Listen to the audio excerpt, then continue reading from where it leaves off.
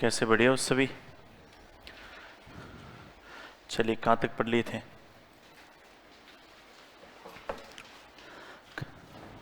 संविधान निर्माण पढ़ रहे थे ना। और संविधान निर्माण के संदर्भ में भारतीय प्रयास हो गए थे। अब अपन बात करेंगे संविधान निर्माण में किसके प्रयास? अंग्रेजों के प्रयास। देखिए अंग्रेजों के प्रयास में सबसे पहले भारतीय प्रयासों को मैं रिपीट कराऊंगा वापस से। देखिए सबसे पहले वर्ष आपने लिखा होगा 1895, और 1895 व्यक्ति कौन थे? बाल गंगाधर तिलक। इन्होंने कौन से स्थान पर? बंबई में स्वराज विधेयक पर बोलते हुए सर्वप्रथम संविधान सभा के गठन की क्या करी थी? मांग। इसके बाद दूसरा वर्ष 1918, व्यक्ति कौन थे? और मदन मोहन मालवीय ने किसकी बात करी? आत्मनिर्णय, कि भारतीय लोगों को कम से कम खुद का निर्णय लेने की स्वतंत्रता मिलनी चाहिए। तीसरा वर्ष लिखा था 1922, और 1922 में कौन? और गांधी जी ने क्या लिखा? कि भारत के लोगों का राजनीतिक भविष्य स्वयं कौन तय करेंगे? इसके बाद वर्ष लिखा 1924, कौन थे? तेज बहादुर सप्रू। और तेज बहादुर सप्रू ने भी किसकी मांग करी? संविधान सभा। जब हम बार बार संविधान की मांग कर रहे थे तो एक अंग्रेज अधिकारी थे जिसका नाम था बर्केन हेड। क्या नाम था? और बर्केन हेड ने भारतीय लोगों को क्या दी? तुम इतना संविधान कर रहे हो तो एक संविधान का निर्माण कर दो, लेकिन उसकी एक क्या होगी? शर्त होगी। और शर्त क्या होगी? कांग्रेस और मुस्लिम लीग दोनों के द्वारा उसे स्वीकार करना क्या है? जरूरी। इसकी चुनौती को स्वीकार किया था मोतीलाल, और नेहरू की अध्यक्षता में कमेटी बनी जिसका नाम क्या था? और नेहरू कमेटी ने रिपोर्ट तैयार की जिसका नाम क्या था? और नेहरू रिपोर्ट जो है उसी को भारत के संविधान का पहला प्रयास माना जाता है, इसलिए इसे और किस नाम से जानते हैं? स्वराज। जैसे ही नेहरू रिपोर्ट किसके पास ले गई? मुस्लिम लीग। और मुस्लिम लीग ने नेहरू रिपोर्ट को क्या कर दिया? अस्वीकार। और इसके विरोध में मोहम्मद अली जिन्ना ने क्या दिया? 14 सूत्रीय मांग पत्र। इसके बाद में 1934, व्यक्ति कौन है? एम.एन. रॉय। मानवेंद्र नाथ रॉय ने व्यक्तिगत रूप से अर्थात औपचारिक रूप से संविधान सभा के गठन की क्या करी? मांग। 1938, और 1938 में कौन? पंडित जवाहरलाल नेहरू। और नेहरू जी ने क्या कहा? कि भारत में संविधान सभा का गठन किस आधार पर होना चाहिए? वयस्क मताधिकार का। एक राजनीतिक दल के रूप में संविधान की सबसे पहले मांग करने वाली पार्टी कौन सी थी? स्वराज पार्टी, जिसके संस्थापक कौन थे? मोतीलाल नेहरू। और साथ में कौन थे? चित्तरंजन दास। अब हम बात कर रहे हैं संविधान निर्माण के संबंध में किसके प्रयास? और अंग्रेजों के प्रयास में सबसे पहले आप ध्यान रखेंगे, और वो आपके कौन सा है? अगस्त प्रस्ताव। कौन सा प्रस्ताव? अगस्त प्रस्ताव। और अगस्त प्रस्ताव 8 अगस्त 1940 लेकर आने वाले अंग्रेज अधिकारी कौन थे? Lord Linlithgow. क्या नाम था? लॉर्ड। इस समय सेकेंड वर्ल्ड वॉर चल रहा था, और सेकेंड वर्ल्ड वॉर में भारत ने ब्रिटेन की किसी प्रकार की कोई मदद नहीं करी। आपने देखा होगा कि वर्ल्ड वॉर दो गुटों के बीच में लड़ रहे थे, एक तो मित्र राष्ट्र और दूसरा कौन सा राष्ट्र? ब्रिटेन किसकी ओर से भाग ले रहा था? मित्र राष्ट्र। एक स्थिति ऐसी बनी कि मित्र राष्ट्र लगातार हार रहे थे, धुरी राष्ट्र की स्थितियां अच्छी हो रही थी, तो मित्र राष्ट्रों में बाकी जो देश थे उन्होंने ब्रिटेन पर दबाव बनाया कि कैसे भी करके भारत की क्या ली जाए? सहायता। और भारत में सहायता लेने के लिए भारत में मांग क्या है? संविधान सभा। तो इन्होंने कहा कि भारत में एक संविधान सभा होगी। कितनी संविधान सभा होगी? एक संविधान सभा होगी। लेकिन ये संविधान सभा कब होगी? तो कहा संविधान सभा का गठन होगा सेकेंड वर्ल्ड वॉर की समाप्ति के बाद। इसके बदले में भारतीयों को ब्रिटेन की क्या करनी होगी? अगर भारतीय लोग ब्रिटेन की सहायता करते हैं तो वर्ल्ड वॉर की समाप्ति के बाद हम भारत में संविधान सभा का क्या कर देंगे? गठन। दूसरी बात कही कि भारत में एक युद्ध परिषद, वॉर काउंसिल का क्या किया जाएगा? गठन। और तीसरी बात कही कि अल्पसंख्यक वर्ग जो है, इन अल्पसंख्यक वर्ग के हितों का विशेष रूप से क्या प्रदान किया जाएगा? संरक्षण। तो पहली बात क्या कही कि भारत में एक संविधान सभा होगी जो सेकेंड वर्ल्ड वॉर की समाप्ति के बाद बनेगी। इसके बदले में भारतीय लोगों को क्या करना होगा? विश्व युद्ध में ब्रिटेन की क्या करनी होगी? सहायता। भारत में क्या बनेगी? युद्ध परिषद। और अल्पसंख्यक वर्ग के हितों का विशेष रूप से क्या रखना होगा? ध्यान। क्या कांग्रेस ने स्वीकार किया? क्या नहीं। मुस्लिम लीग ने भी इसे स्वीकार नहीं किया, और इसको लेकर पंडित जवाहरलाल नेहरू। और नेहरू जी ने कहा कि अगस्त प्रस्ताव दरवाजे में लगी हुई, और दरवाजे में लगी हुई क्या है? जंग की कील के समान है। किसके समान है? दरवाजे में लगी हुई जंग की कील के समान है। हम किसी भी कीमत पर इसे स्वीकार नहीं करें। इसी के विरोध में महात्मा गांधी द्वारा, किनके द्वारा? महात्मा गांधी द्वारा एक आंदोलन की शुरुआत की जिसका नाम था व्यक्तिगत सत्याग्रह। कौन सा सत्याग्रह?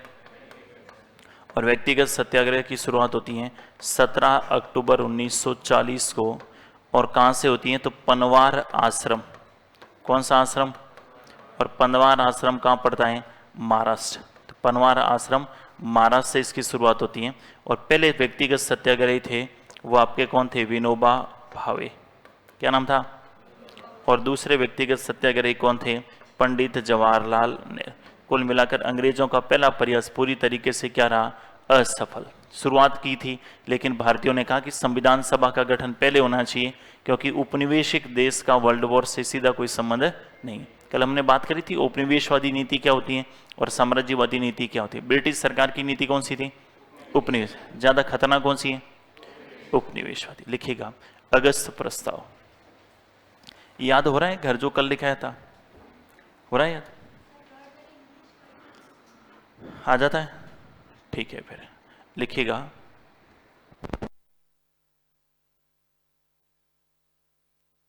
लिखिएगा अगस्त प्रस्ताव 8 अगस्त 1940। अगस्त प्रस्ताव 8 अगस्त 1940। व्यक्ति का नाम लिखेंगे लॉर्ड लिनलिथगो। 8 अगस्त 1940। व्यक्ति का नाम क्या लिखेंगे? Lord Linlithgow. Lord Linlithgow. अब इसमें लिखिएगा पहला प्रावधान लिखिए। भारत में एक संविधान सभा का गठन होगा। भारत में, ऐसे लिखो, भारत में द्वितीय विश्व युद्ध की समाप्ति के पश्चात, भारत में द्वितीय विश्व युद्ध की समाप्ति के पश्चात, भारत में द्वितीय विश्व युद्ध की समाप्ति के पश्चात, द्वितीय विश्व युद्ध की समाप्ति के पश्चात, समाप्ति के पश्चात एक संविधान सभा का गठन होगा। द्वितीय विश्व युद्ध की समाप्ति के पश्चात एक संविधान सभा का गठन होगा। एक संविधान सभा का गठन होगा। लेकिन इसके बदले में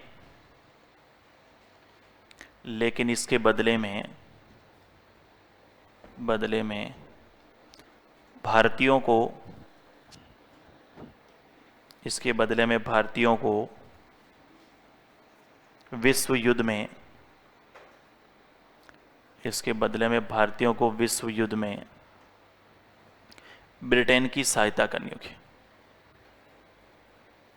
भारतीयों को विश्व युद्ध में ब्रिटेन की सहायता करनी होगी। ब्रिटेन की क्या करनी होगी? सहायता। पहला प्रावधान लिख लिया कि भारत में एक संविधान सभा बनेगी, लेकिन कब बनेगी? सेकेंड वर्ल्ड वॉर की समाप्ति के बाद। लेकिन इसके बदले में भारतीयों को ब्रिटेन की क्या करनी होगी? सहायता। दूसरी लाइन लिखिए, भारत में एक युद्ध परिषद का गठन किया जाएगा। भारत में एक युद्ध परिषद का गठन किया जाएगा। एक युद्ध परिषद का गठन किया जाएगा। तीसरा लिखिए अल्पसंख्यक वर्ग के हितों का, अल्पसंख्यक वर्ग के हितों का विशेष संरक्षण होगा। अल्पसंख्यक वर्ग के हितों का विशेष संरक्षण होगा। अल्पसंख्यक वर्ग के हितों का विशेष रूप से क्या किया जाएगा? संरक्षण। कौन से प्रस्ताव में बात हो रही है? अगस्त प्रस्ताव। पैराग्राफ चेंज करके लिखिए, कांग्रेस व मुस्लिम लीग ने पैराग्राफ चेंज करके लिखिए। कांग्रेस व मुस्लिम लीग ने इस प्रस्ताव को अस्वीकार कर दिया। कांग्रेस व मुस्लिम लीग ने इस प्रस्ताव को अस्वीकार कर दिया। इस प्रस्ताव को क्या कर दिया? अस्वीकार कर दिया। अगली लाइन से लिखिए। पंडित जवाहरलाल नेहरू ने कहा कि जवाहरलाल नेहरू ने कहा कि अगस्त प्रस्ताव पंडित जवाहरलाल नेहरू ने कहा कि अगस्त प्रस्ताव दरवाजे में लगी हुई जंग की कील के समान है। अगस्त प्रस्ताव दरवाजे में लगी हुई जंग की कील के समान है। जंग की कील के समान है। और इसके खिलाफ में गांधी जी ने कौन सा आंदोलन शुरू किया? एक नोट लगा के लिखिए। महात्मा गांधी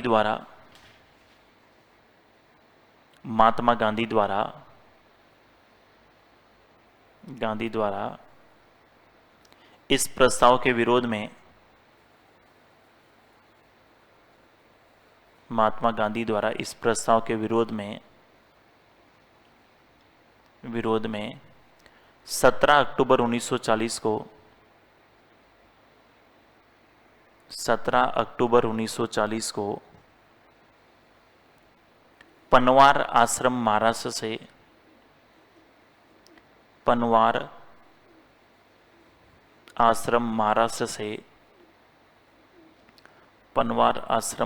से व्यक्तिगत सत्याग्रह की शुरुआत की। व्यक्तिगत सत्याग्रह की शुरुआत की जिसमें प्रथम सत्याग्रही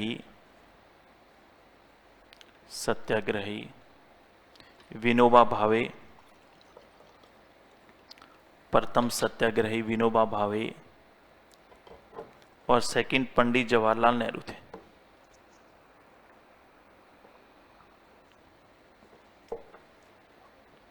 प्रथम सत्याग्रही विनोबा भावे और सेकंड कौन थे? पंडित जवाहरलाल नेहरू। कुल मिलाकर अंग्रेजों का प्लान ए पूरी तरीके से क्या हो गया? विफल।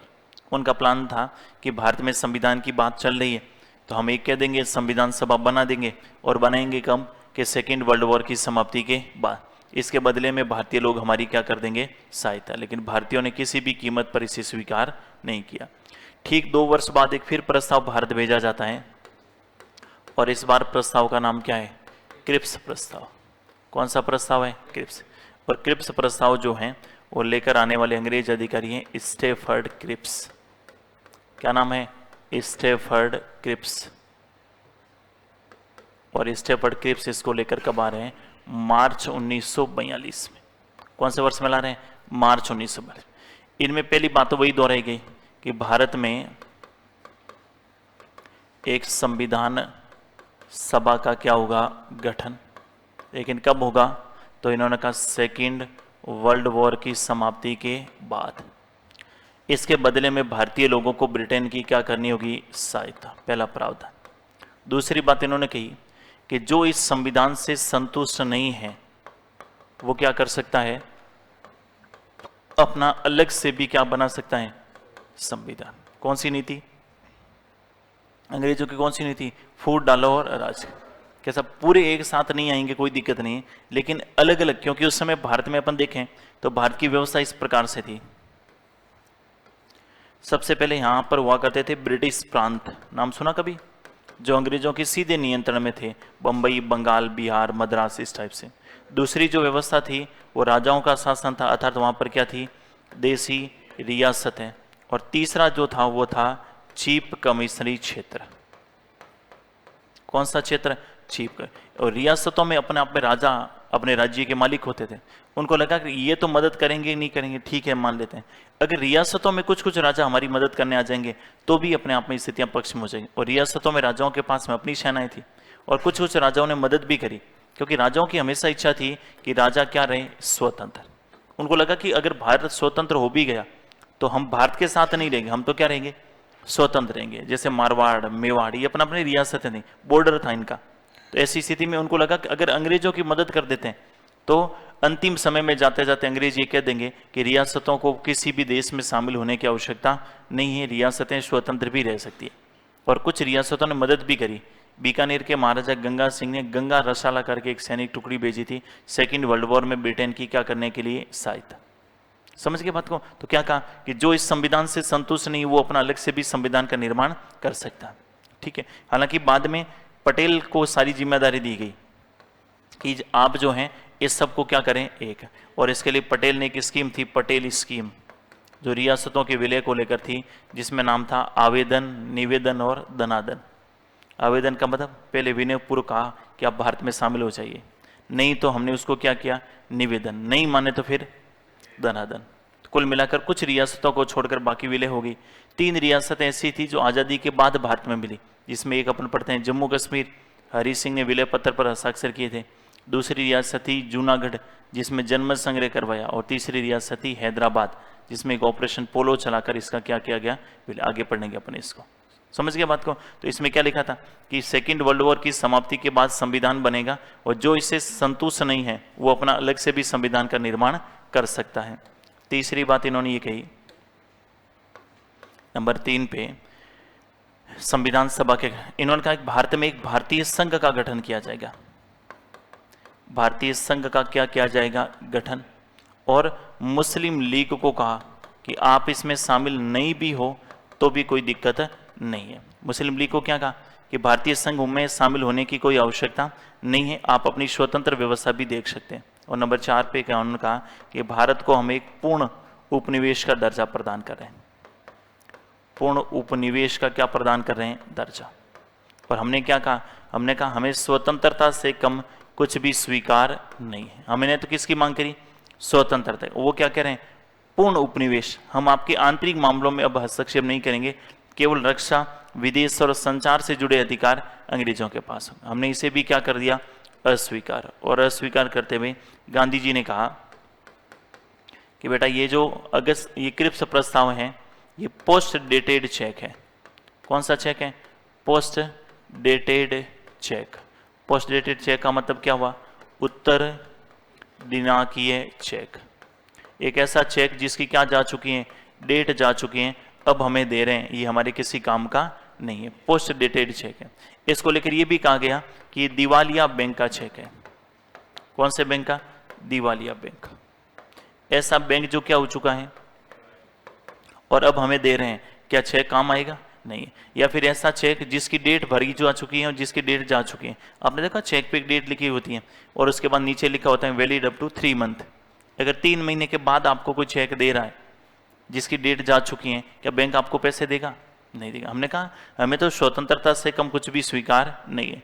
और इसके बाद गांधी जी ने अगस्त 1942 में एक आंदोलन की शुरुआत कर दी थी जिसका नाम था भारत छोड़ो आंदोलन। कौन सा आंदोलन, और भारत छोड़ो आंदोलन में गांधी जी ने नारा दिया था करो या मरो। और इसे अगस्त क्रांति के नाम से भी जानते हैं। कौन सी क्रांति के नाम से जानते हैं, अगस्त क्रांति। तो पहले जो प्रस्ताव भेजा था उसके खिलाफ तो गांधी जी का आंदोलन कौन सा, व्यक्तिगत सत्याग्रह। इस बार कौन सा आंदोलन है, भारत छोड़ो आंदोलन। कौन सा नारा दिया, करो या मरो। और क्या कहा कि किसी भी कीमत पर हम ऐसे प्रस्ताव को स्वीकार नहीं करें। मुस्लिम लीग ने भी इसे अस्वीकार किया। मुस्लिम लीग ने इसलिए अस्वीकार किया कि इसमें सांप्रदायिकता के आधार पर किसी प्रकार के किसी बात का कोई प्रावधान नहीं था। और कांग्रेस ने इसलिए अस्वीकार किया क्योंकि कांग्रेस को लग रहा है कि इसमें विभाजन की बू आ रही है। समझ गए, विभाजन को लेकर क्या कहा, एक संविधान सभा बनेगी, जो इससे संतुष्ट नहीं होगा वो इसका क्या कर सकता है, अलग से भी संविधान निर्माण के। तो कांग्रेस ने कहा विभाजन को लेकर तुमने प्लानिंग शुरू कर दी है और हम किसी भी कीमत पर विभाजन स्वीकार नहीं करें।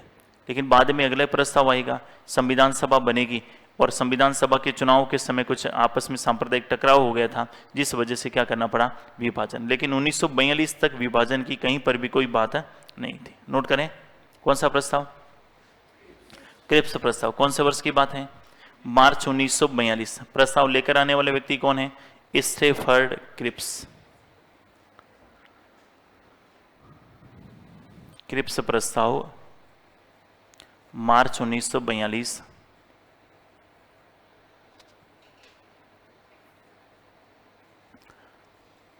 स्टेफर्ड क्रिप्स, मार्च 1942।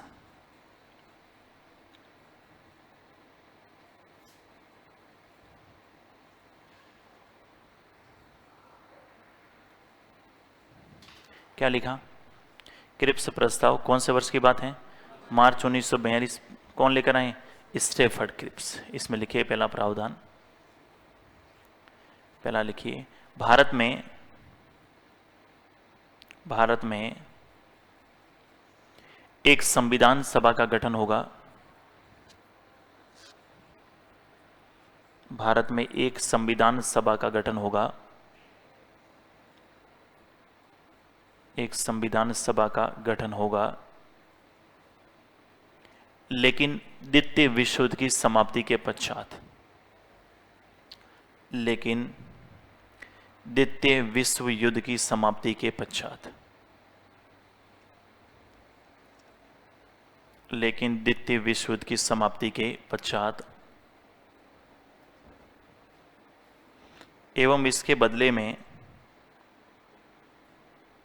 एवं इसके बदले में, बदले में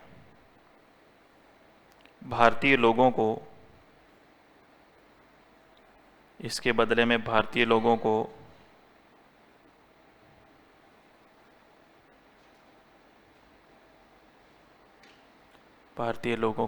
ब्रिटेन की सहायता करनी होगी।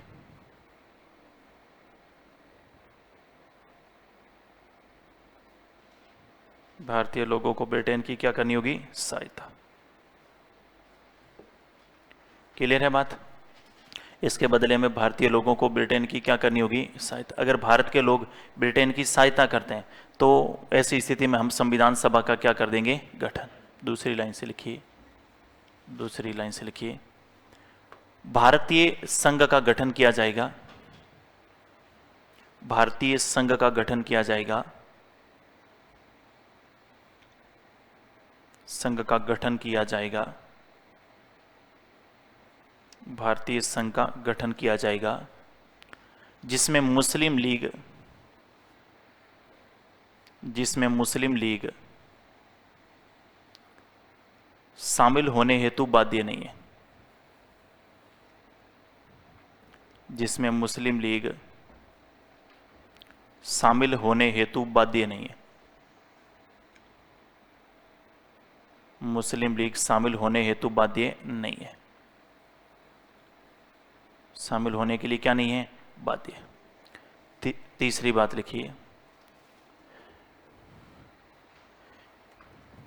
जो इस संविधान से संतुष्ट नहीं होगा, जो इस संविधान से संतुष्ट नहीं होगा,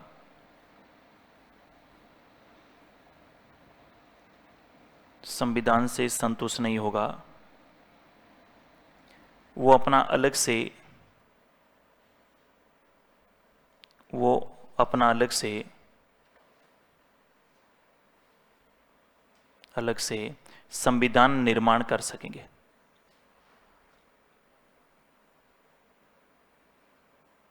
वो अपना अलग से संविधान निर्माण कर सके,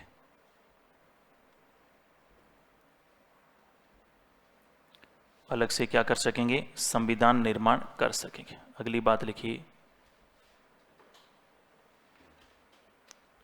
नेक्स्ट लिखिए, भारत को एक पूर्ण उपनिवेश का दर्जा प्रदान कर दिया जाएगा।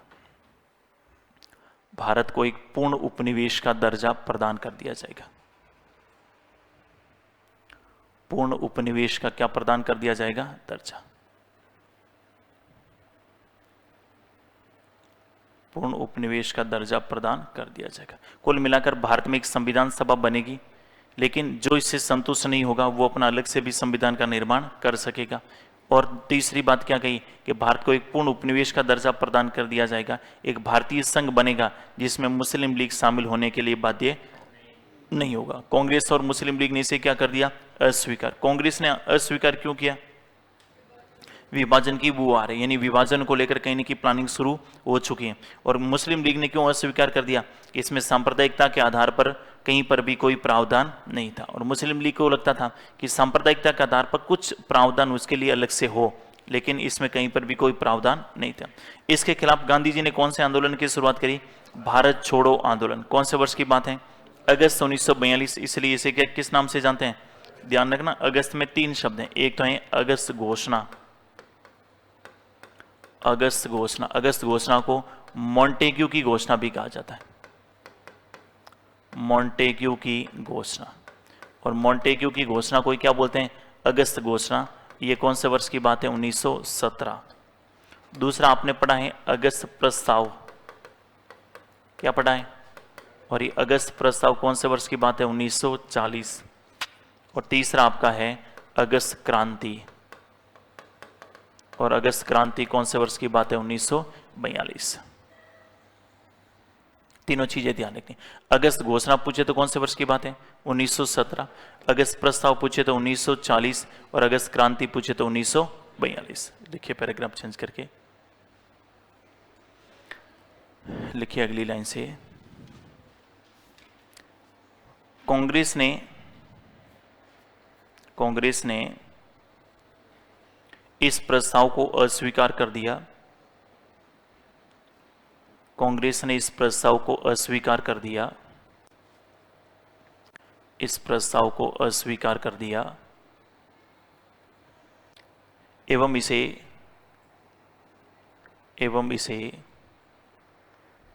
भारत की विभाजन वाला प्रस्ताव बताया, भारत के विभाजन वाला प्रस्ताव बताया। कांग्रेस ने इस प्रस्ताव को अस्वीकार कर दिया एवं इसे भारत के विभाजन का प्रस्ताव बताया कि साहब ये प्रस्ताव जो है ये भारत के विभाजन का प्रस्ताव है जिसे किसी भी कीमत पर स्वीकार नहीं किया जाएगा। दूसरी लाइन से लिखिए, मुस्लिम लीग ने इसे अस्वीकार कर दिया, मुस्लिम लीग ने इसे अस्वीकार कर दिया क्योंकि इसमें सांप्रदायिकता के आधार पर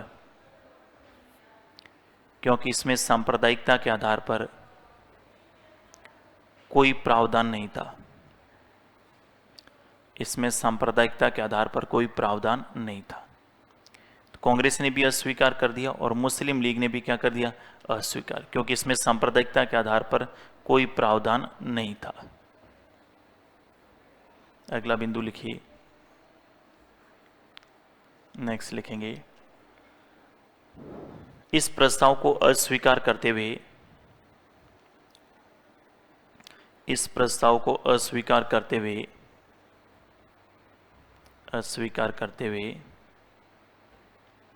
महात्मा गांधी ने इस प्रस्ताव को अस्वीकार करते हुए महात्मा गांधी ने इसे पोस्ट डेटेड चेक, बोर्ड पे लिखा देखिए, इसे पोस्ट डेटेड चेक, उत्तर दिनांकीय चेक का, महात्मा गांधी ने इसे पोस्ट डेटेड चेक, क्या लिखेंगे, उत्तर दिनांकीय चेक का, कि ऐसा चेक जिसकी क्या जा चुकी है, डेट जा चुकी है, अब हमें दे रहे हैं, किसी भी कीमत पर इसे स्वीकार नहीं किया जाएगा। पोस्ट डेटेड चेक अर्थात क्या, कौन सा चेक बताया, उत्तर दिनांकीय चेक का, एवं इसके विरोध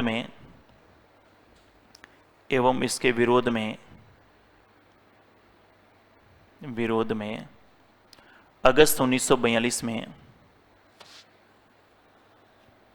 इसके विरोध में अगस्त 1942 में भारत छोड़ो आंदोलन की शुरुआत की, भारत छोड़ो आंदोलन की शुरुआत की, भारत छोड़ो आंदोलन की शुरुआत की, जिसे अगस्त क्रांति भी कहा गया, जिसे अगस्त क्रांति भी कहा गया। क्या कहा गया है, अगस्त क्रांति। अब जैसा लिखा वैसा अलग से नोट लगा के लिखो। एक अगस्त घोषणा 1917 की बात है, अगस्त प्रस्ताव 1940 और अगस्त क्रांति 1942।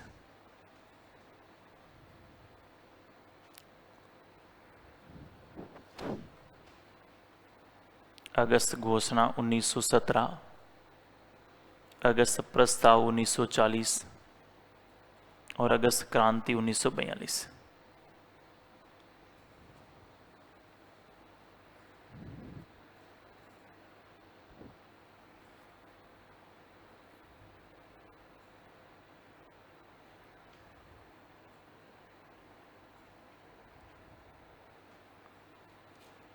नोट कर लिया सभी ने? क्या क्या लिखा है? अगस्त घोषणा कौन से वर्ष की बात है? 1917, अगस्त प्रस्ताव 1940 और अगस्त क्रांति 1942। कुल मिलाकर अंग्रेजों का दूसरा प्रयास भी पूरी तरीके से क्या रहा? असफल। इसी बीच एक तीसरा प्रयास अंग्रेजों का और आता है जिसे बोलते हैं वेवेल योजना। कौन सी योजना? और वेवेल भारत के गवर्नर जनरल थे। इनके समय 1945 में एक बात कही जाती, एक ही बात है। इन्होंने कहा कि गवर्नर जनरल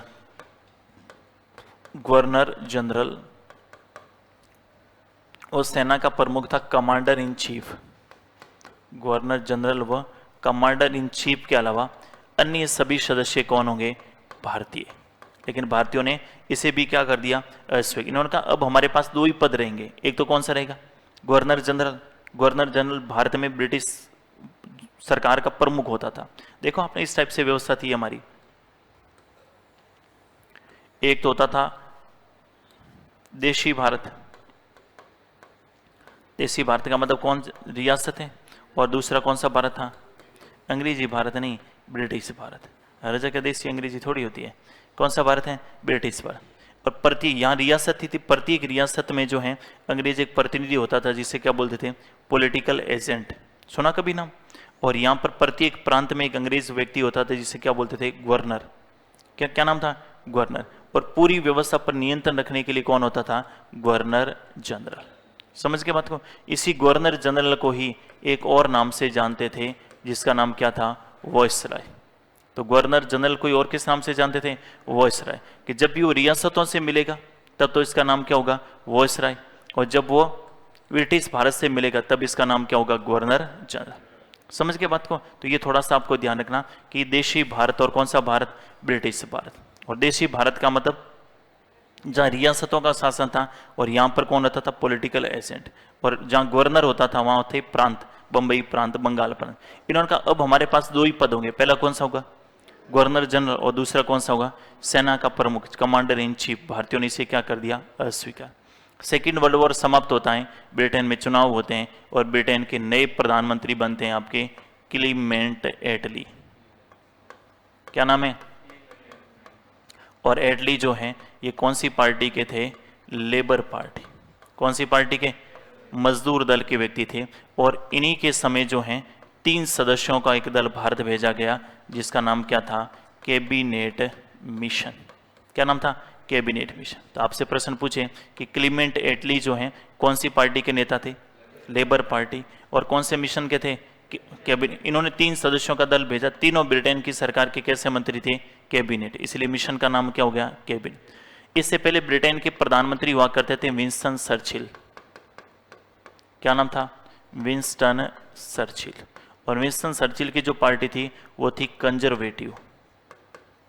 कौन सी पार्टी थी? आज भी ब्रिटेन में द्विदलीय व्यवस्था ही है। ब्रिटेन और अमेरिका में 2 ही दल है। हमारे यहाँ पर कैसी व्यवस्था है? बहुदलीय। बहुदलीय में सुनो, कांग्रेस, बीजेपी, आम आदमी पार्टी, आरएलपी, बसपा, सपा, खूब सारे दल। और कोई राजी नहीं हो तो अपना अलग से भी दल बना सकते हैं। लेकिन इन देशों में कैसी व्यवस्था है? द्विदलीय। जैसे अमेरिका में 2 ही दल है, डेमोक्रेटिक पार्टी और रिपब्लिक पार्टी। यहाँ पे भी 2 ही है। कौन कौन से हैं? लेबर पार्टी और कंजर्वेटिव पार्टी। इससे पहले जब वर्ल्ड वॉर के समय सरकार थी वो तो कौन सी पार्टी की थी? कंजर्वेटिव। और ब्रिटेन के प्रधानमंत्री कौन थे? Winston Churchill. अभी जो सरकार बनी वो कौन सी पार्टी की बनी है? Labour party. और नेता कौन है? क्लीमेंट एटली। इन्होंने कितने सदस्यों का? 3 सदस्यों का दल भारत भेजा जिसका नाम क्या था? Cabinet mission. कौन से वर्ष की बात है? 1946। और इस कैबिनेट मिशन में टोटल सदस्य कितने थे? 3। पहले कौन? सर पैथिक लॉरेंस, और सर पैथिक लॉरेंस उस समय भारत सचिव थे। क्या थे? भारत सचिव, और ये इस मिशन के क्या थे? अध्यक्ष। दूसरे सदस्य थे, उनका नाम था स्टेफर्ड क्रिप्स, और स्टेफर्ड क्रिप्स ब्रिटेन की सरकार के कैसे मंत्री थे? व्यापार मंत्री। तीसरे सदस्य थे, उनका नाम था A.V. अलेक्जेंडर, और A.V. अलेक्जेंडर ब्रिटेन की सरकार के कैसे मंत्री? नौसेना। तीनों ही ब्रिटेन की सरकार के कैसे मंत्री हुए? कैबिनेट मंत्री। इसलिए इस मिशन का नाम क्या हो गया?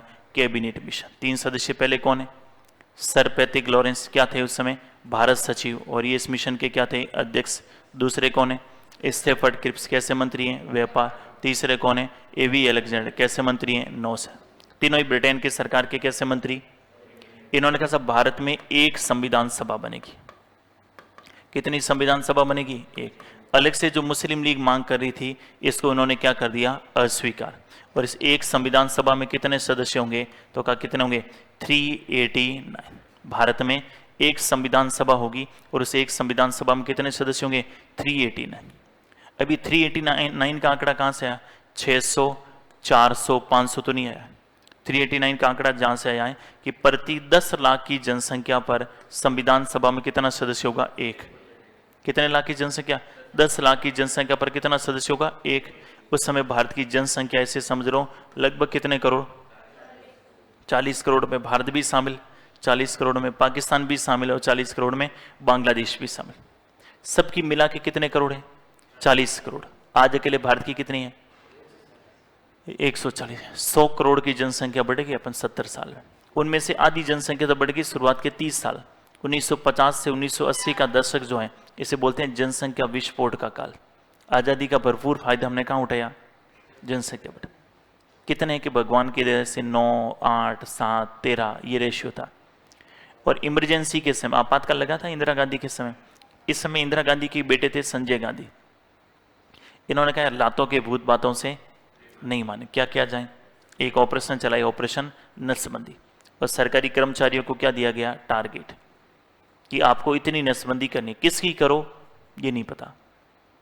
उस समय जीप हुआ करती थी, कच्चे रास्ते थे, जीप गांव में घुसती, जो भी व्यक्ति मिलता पकड़ते, नसबंदी करके छोड़ देते।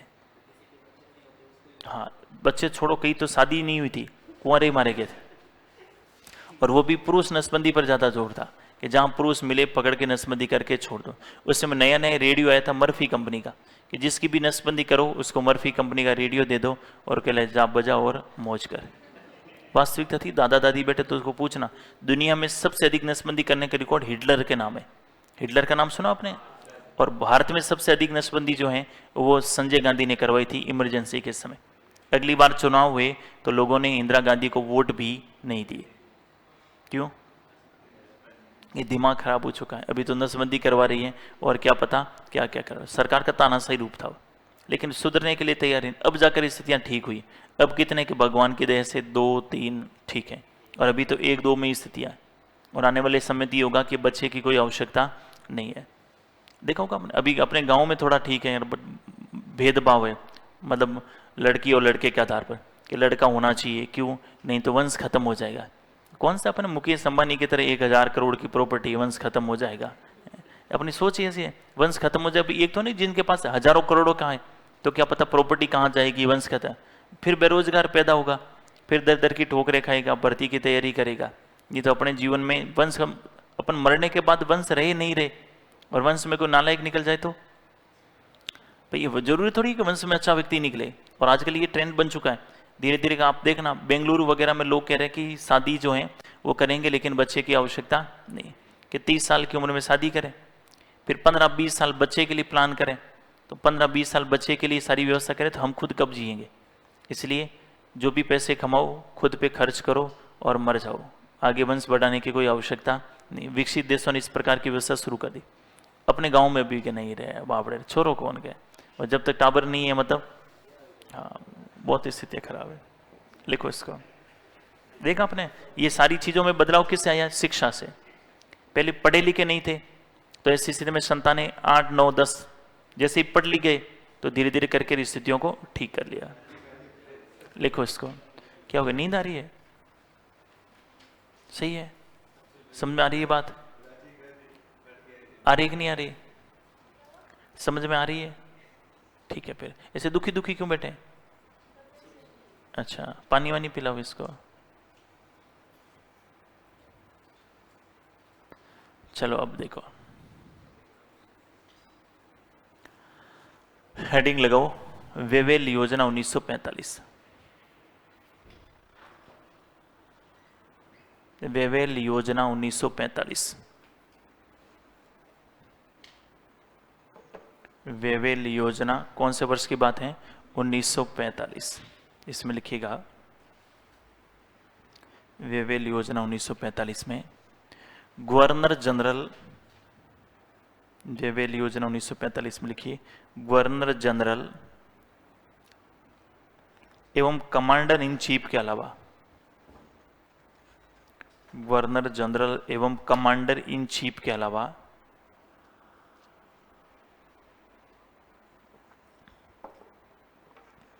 गवर्नर जनरल व कमांडर इन चीफ के अलावा अन्य सभी सदस्य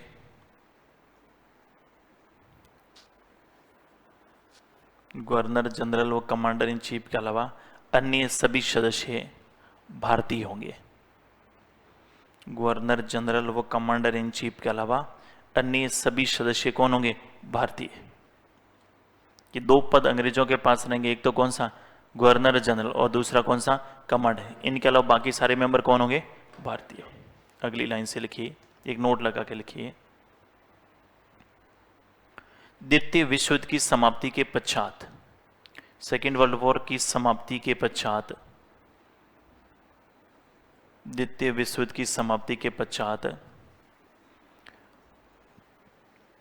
ब्रिटेन के नए प्रधानमंत्री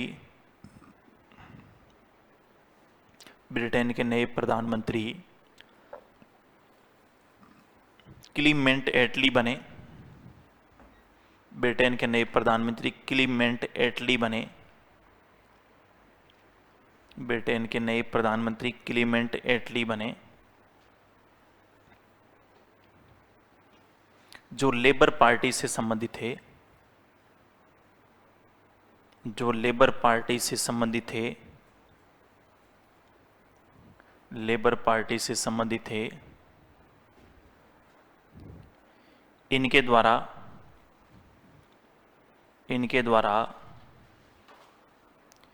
3 सदस्यों का एक दल, इनके द्वारा 3 सदस्यों का एक दल भारत भेजा गया।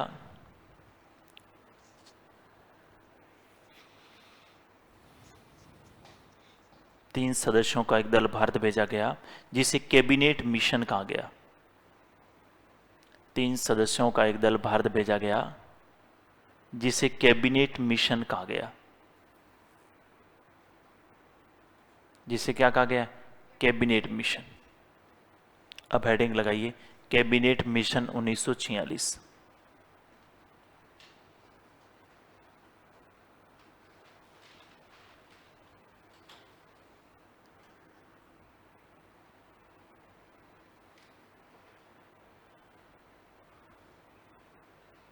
कैबिनेट मिशन कौन से वर्ष की बात है? 1903। नाम लिखिए, पहला लिखिए sir Pethick Lawrence,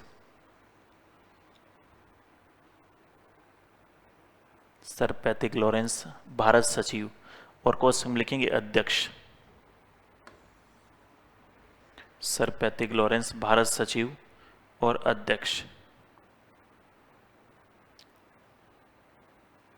sir Pethick Lawrence Bharat सचिव और अध्यक्ष। दूसरा लिखिए स्टेफर्ड क्रिप्स, स्टेफर्ड क्रिप्स व्यापार मंत्री, स्टेफर्ड क्रिप्स व्यापार मंत्री।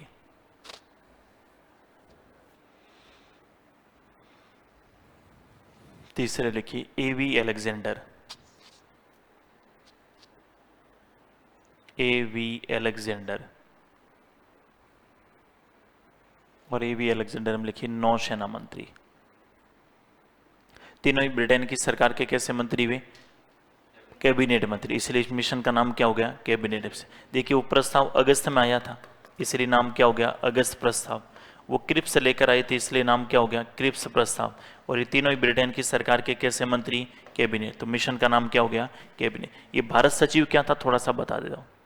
1857 की क्रांति हुई और 1857 की क्रांति के बाद एक अधिनियम आया था 1858। इस अधिनियम के द्वारा आपने सुना होगा कि भारत में ब्रिटिश ईस्ट इंडिया कंपनी के शासन को क्या कर दिया गया? समाप्त। और भारत के शासन को किसको सौंपा गया? ब्रिटिश ताज। किसको सौंपा गया?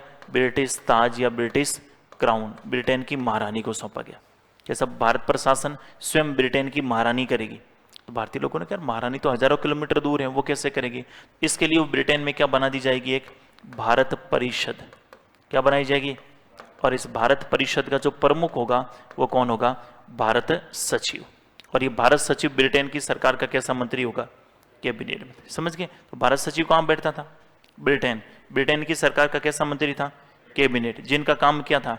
केवल और केवल भारत के मामलों को देखना। और इस पद की शुरुआत कब होती है? 1858। क्योंकि 1858 में कंपनी के शासन को क्या कर दिया गया? समाप्त कर दिया। क्योंकि भारत में शासन दो भागों में बांटते हैं। 1600 से लगाकर 1857 तक तो शासन था ईस्ट इंडिया कंपनी का, और 1858 से लगाकर 1947 तक शासन था ब्रिटिश ताज, ब्रिटिश क्राउन या ब्रिटेन की महारानी। इन्होंने कहा भारत में एक संविधान सभा होगी, और इस एक संविधान सभा में कितने सदस्य होंगे? 389, अर्थात कितने लाख की जनसंख्या? 10 लाख की जनसंख्या पर संविधान सभा में कितना सदस्य होगा? एक। इस 389 को 3 भागों में डिवाइड किया गया है। टोटल कितने सदस्य होंगे? 389 सदस्य। कितने भागों में बांटा गया? 3। 389 में से 292 सदस्य जो है, ये 292 सदस्य तो कहां से आएंगे? ब्रिटिश प्रांतों से। कहां से आएंगे? ब्रिटिश प्रांतों से। पीछे बच गए कितने? 4 सदस्य। और इनका 4 सदस्य कहां से आएंगे? तो कहा चीफ कमिश्नरी क्षेत्र से। 4 सदस्य आएंगे आपके चीफ कमिश्नरी क्षेत्र, चीफ कमिश्नरी क्षेत्रों से। और 4 चीफ कमिश्नरी क्षेत्र कौन कौन सा था? एक तो अपने राजस्थान में ही था, क्या नाम था? अजमेर मेरवाड़ा। दूसरा चीफ कमिश्नरी क्षेत्र था वो था कुर्ग। तीसरा चीफ कमिश्नरी क्षेत्र था वो था बलूचिस्तान। बलूचिस्तान कहां पड़ता है? पाकिस्तान। और चौथा चीफ कमिश्नरी क्षेत्र है वो आपका कौन सा है? दिल्ली। और कुर्ग कहां पड़ता है? कर्नाटक। तो चीफ कमिश्नरी क्षेत्रों की संख्या कितनी ध्यान रखनी है? 4। पहले कौन है? अजमेर मेरवाड़ा। दूसरा कौन है? कुर्ग। तीसरा बलूचिस्तान। और चौथा दिल्ली। पीछे बच के कितने सदस्य? 93। और कहा कि 93 सदस्य कहां से आएंगे? तो कहा 93 सदस्य कहां से आएंगे? देसी रियासतों से। और ये जो देसी रियासतों से आएंगे इनको तो क्या किया जाएगा? मनोनीत, नॉमिनेट होंगे, मनोनीत या नामित होंगे। और बाकी बच गए कितने? 292 प्लस 4 बराबर कितने? 296। ये 296 सदस्य क्या होंगे? निर्वाचित। तो अगर आपसे पूछे कि भारत की संविधान सभा में कितने सदस्य निर्वाचित हुए? 296। कितने सदस्य मनोनीत हुए? 93। मनोनीत कहां से हो रहे हैं? देसी रियासत। बाकी वालों पर अपन क्या करवाएंगे? चुनाव। चुनाव करवाने को क्या बोलते हैं? निर्वाचित। एक प्रश्न पूछा था RS 2021 प्री में कि भारत में संविधान सभा का गठन हुआ, संविधान सभा का गठन हुआ। 4 ऑप्शन है। पहला है पूर्णतः निर्वाचित, पूर्णतः निर्वाचित। दूसरा है पूर्णतः मनोनीत। तीसरा है अंशतः निर्वाचित, पूर्णतः मनोनीत। अंशतः निर्वाचित, पूर्णतः मनोनीत। और नंबर 4 पे है अंशतः मनोनीत, पूर्णतः निर्वाचित। बिल्कुल एग्जैक्ट यही प्रश्न था कि भारत में संविधान सभा का गठन हुआ पहला पूर्णतः निर्वाचित, क्या सारे चुनाव में जीत गए थे क्या? नहीं। क्या पूरे मनोनीत हुए थे क्या? नहीं। अंशतः निर्वाचित, कम सदस्य निर्वाचित हुए थे, ज्यादा मनोनीत हुए। सही है गलत है? गलत है। राइट क्या है? अंशतः क्या हुए? मनोनीत, और पूर्णतः क्या हुए? निर्वाचित। कितने सदस्य मनोनीत हुए? कितने मनोनीत हुए? 93, और बाकी वाले क्या हो गए? निर्वाचित। तो संविधान सभा में टोटल सदस्यों की संख्या कितनी थी? 389। चुनाव कितने पे करवाएंगे? 9296, और वो देसी रियासतों से क्या होंगे? तो लिखिएगा।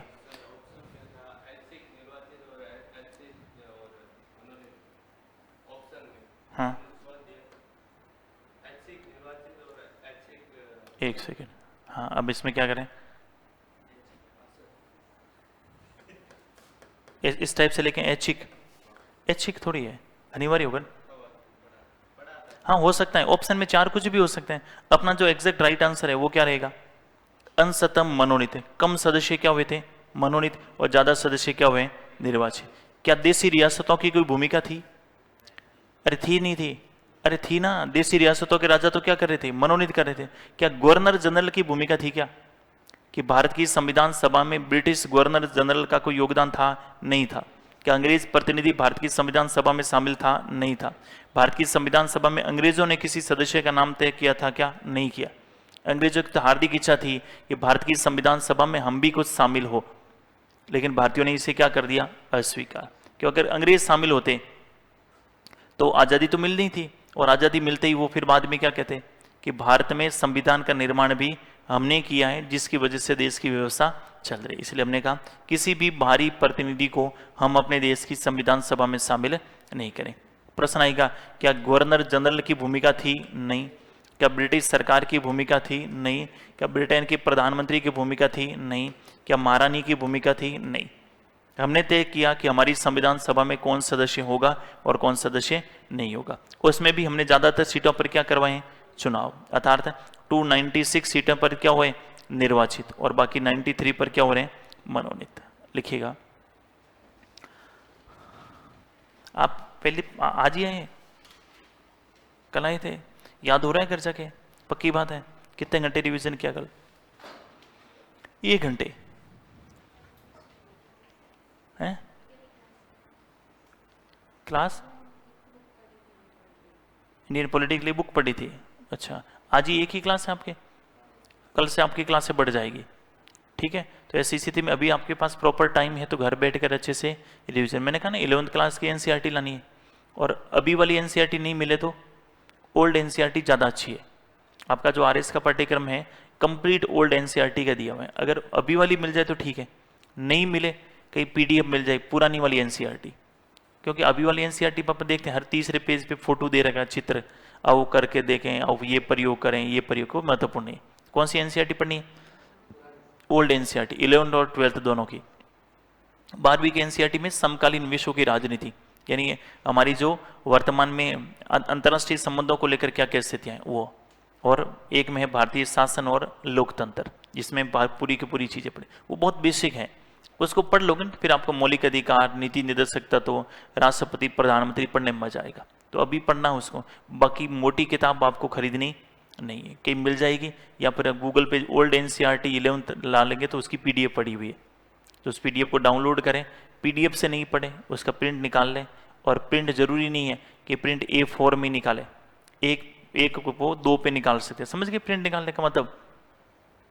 एक तो 1 पे निकालते हैं, एक क्या करते हैं, क्या 1 पे 2 निकाल दो, ताकि प्रिंट का खर्चा क्या आएगा? कम है। किसी ढंग के ई मित्र वाले के पास में बैठोगे ना, तो आपको 15-20 रुपए में जुगाड़ करके दे देगा, ठीक है? लिखो। और अगर मार्केट में फोटोकॉपी मिल जाए तो वो ले आओ। एनसीईआरटी पढ़ो, सब हिस्ट्री के एनसीईआरटी पढ़ो, पॉलिटी के पढ़ो। 9th 10th की 2 किताब आती है, राजस्थान अध्ययन, देखी किसी ने? 9th और 10th की राजस्थान अध्ययन की, उसको पढ़ना चाहिए। एक तो राजस्थान आर्ट एंड कल्चर की है, और दूसरी राजस्थान की हिस्ट्री की है।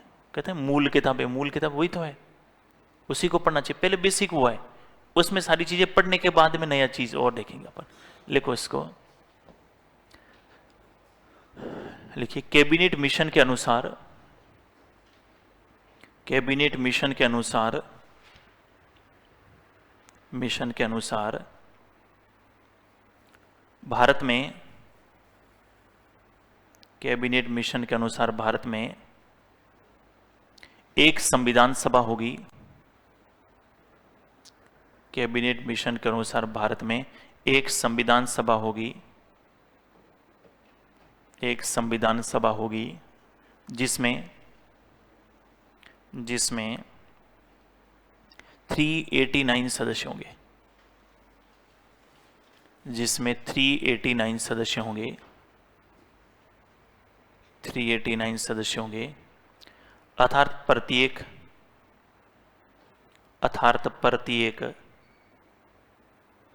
10 लाख की जनसंख्या पर, प्रत्येक 10 लाख की जनसंख्या पर संविधान सभा में, प्रत्येक 10 लाख की जनसंख्या पर संविधान सभा में एक सदस्य होगा। प्रत्येक 10 लाख की जनसंख्या पर संविधान सभा में एक सदस्य होगा। नोट कर लिया सभी ने? अब इसको लिख लीजिए।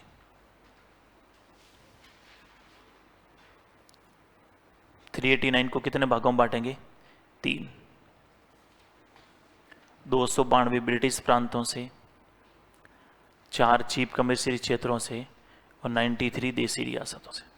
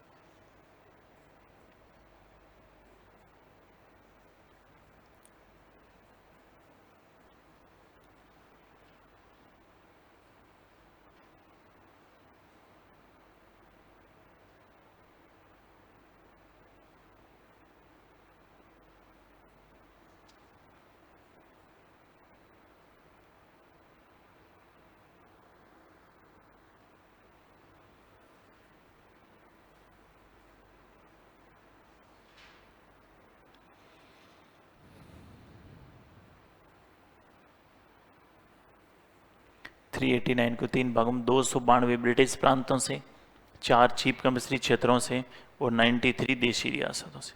जो देशी रियासतों से आएंगे वो तो क्या होंगे? मनोनीत, और बाकी वालों पे क्या करवाया जाएगा? चुनाव।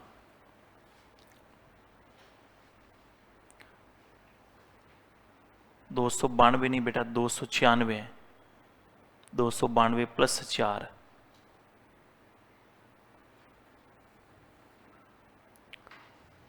296 सदस्य क्या होंगे? निर्वाचित। सबने नोट कर लिया? तो भारत की संविधान सभा के चुनाव की बात करें उससे पहले संविधान सभा का गठन कौन सी योजना के अनुसार हो रहा है? Cabinet mission. और कैबिनेट मिशन में लिखा था कि भारत में एक संविधान सभा होगी। अर्थात अलग से जो मुस्लिम लीग मांग कर रही थी, इस मांग को इन्होंने क्या कर दिया? अस्वीकार। लेकिन कैबिनेट मिशन में विभाजन को लेकर कहीं पर भी कोई प्रावधान नहीं था कि भारत का विभाजन होगा नहीं होगा, ऐसा कुछ भी लिखा हुआ नहीं था। नोट कर लिया सभी ने? अब बात करते हैं संविधान सभा के चुनाव की। किसकी बात करते हैं? संविधान सभा का चुनाव। संविधान सभा का चुनाव। पहली बात देखिए, संविधान सभा का चुनाव आपके हुआ है जुलाई अगस्त 1946 में। कौन से वर्ष में हो रहा है? जुलाई अगस्त 1946 में। दूसरी बात, प्रत्यक्ष अप्रत्यक्ष। तो संविधान सभा का चुनाव कैसे हुआ है? अप्रत्यक्ष। अप्रत्यक्ष एकल संक्रमणीय आनुपातिक प्रतिनिधित्व। आगे अपन पढ़ेंगे इस विधि को। आनुपातिक प्रतिनिधित्व प्रणाली।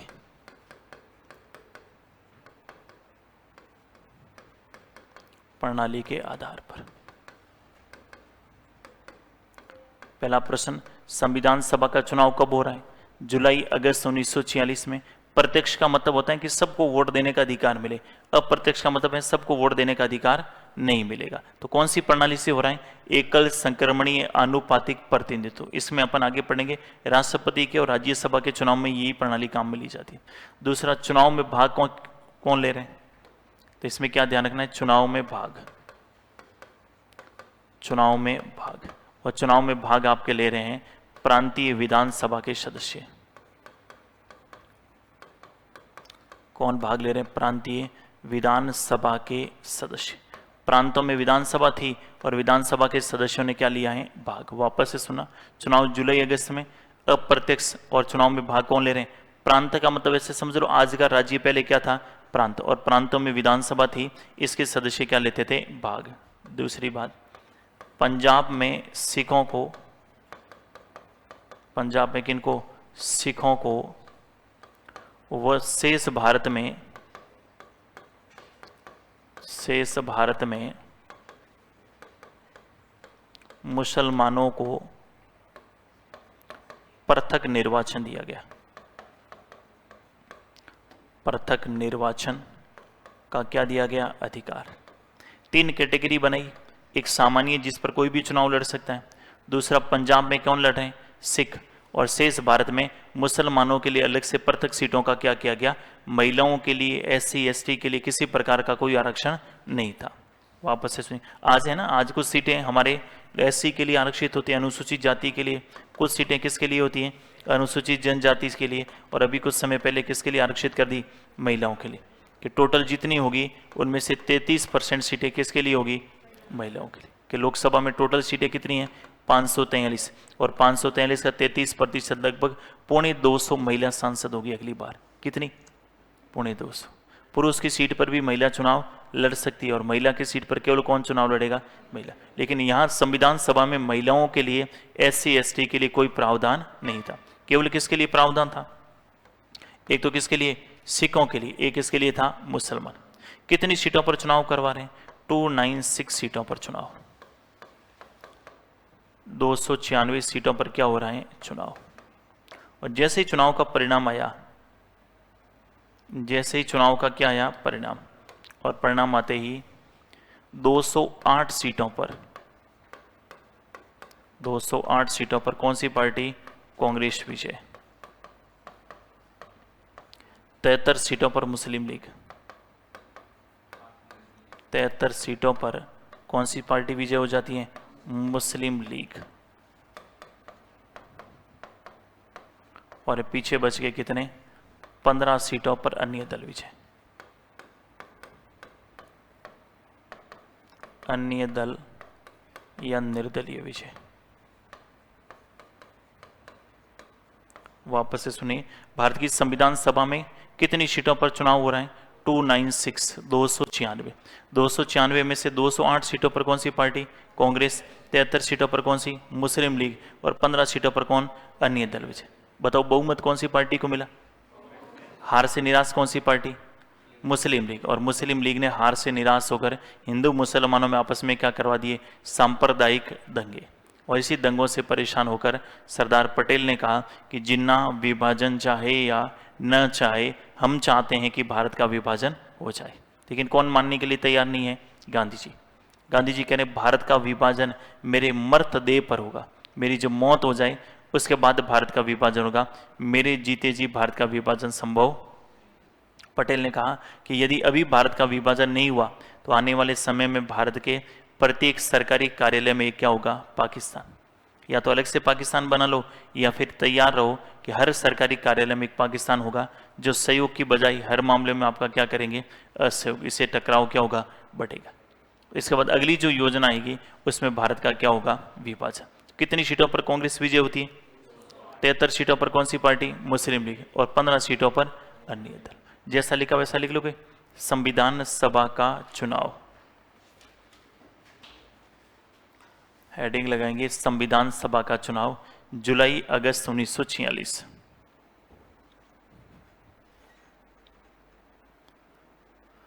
संविधान सभा का चुनाव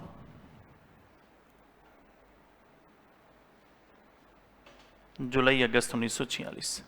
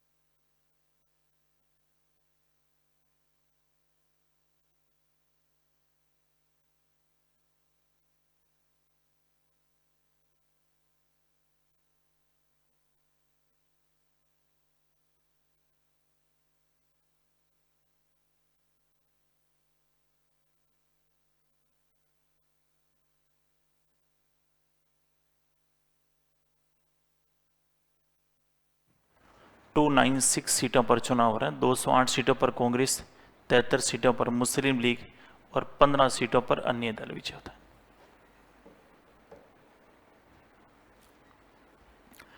अप्रत्यक्ष एकल संक्रमणीय आनुपातिक प्रतिनिधित्व प्रणाली के आधार पर चुनाव में भाग कौन लेने? प्रांतीय विधानसभा के सदस्य। पंजाब में सिखों को और शेष भारत में मुसलमानों को पृथक से निर्वाचन दिया गया।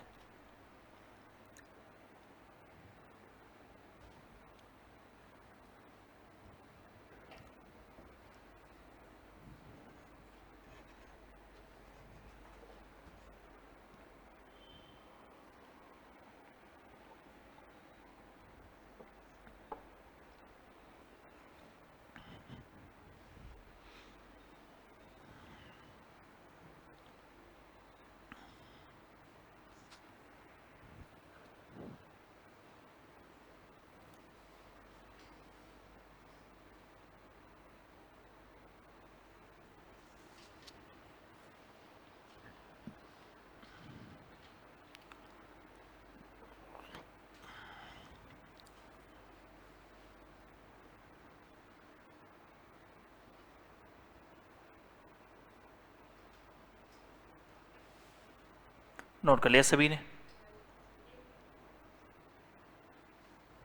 296 208 सीटों पर कांग्रेस,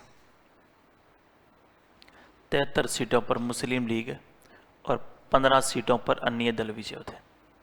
और बाकी 93 सीटों पर देशी रियासतों के राजा डायरेक्ट क्या कर देंगे? उनको मनोनीत कर देंगे।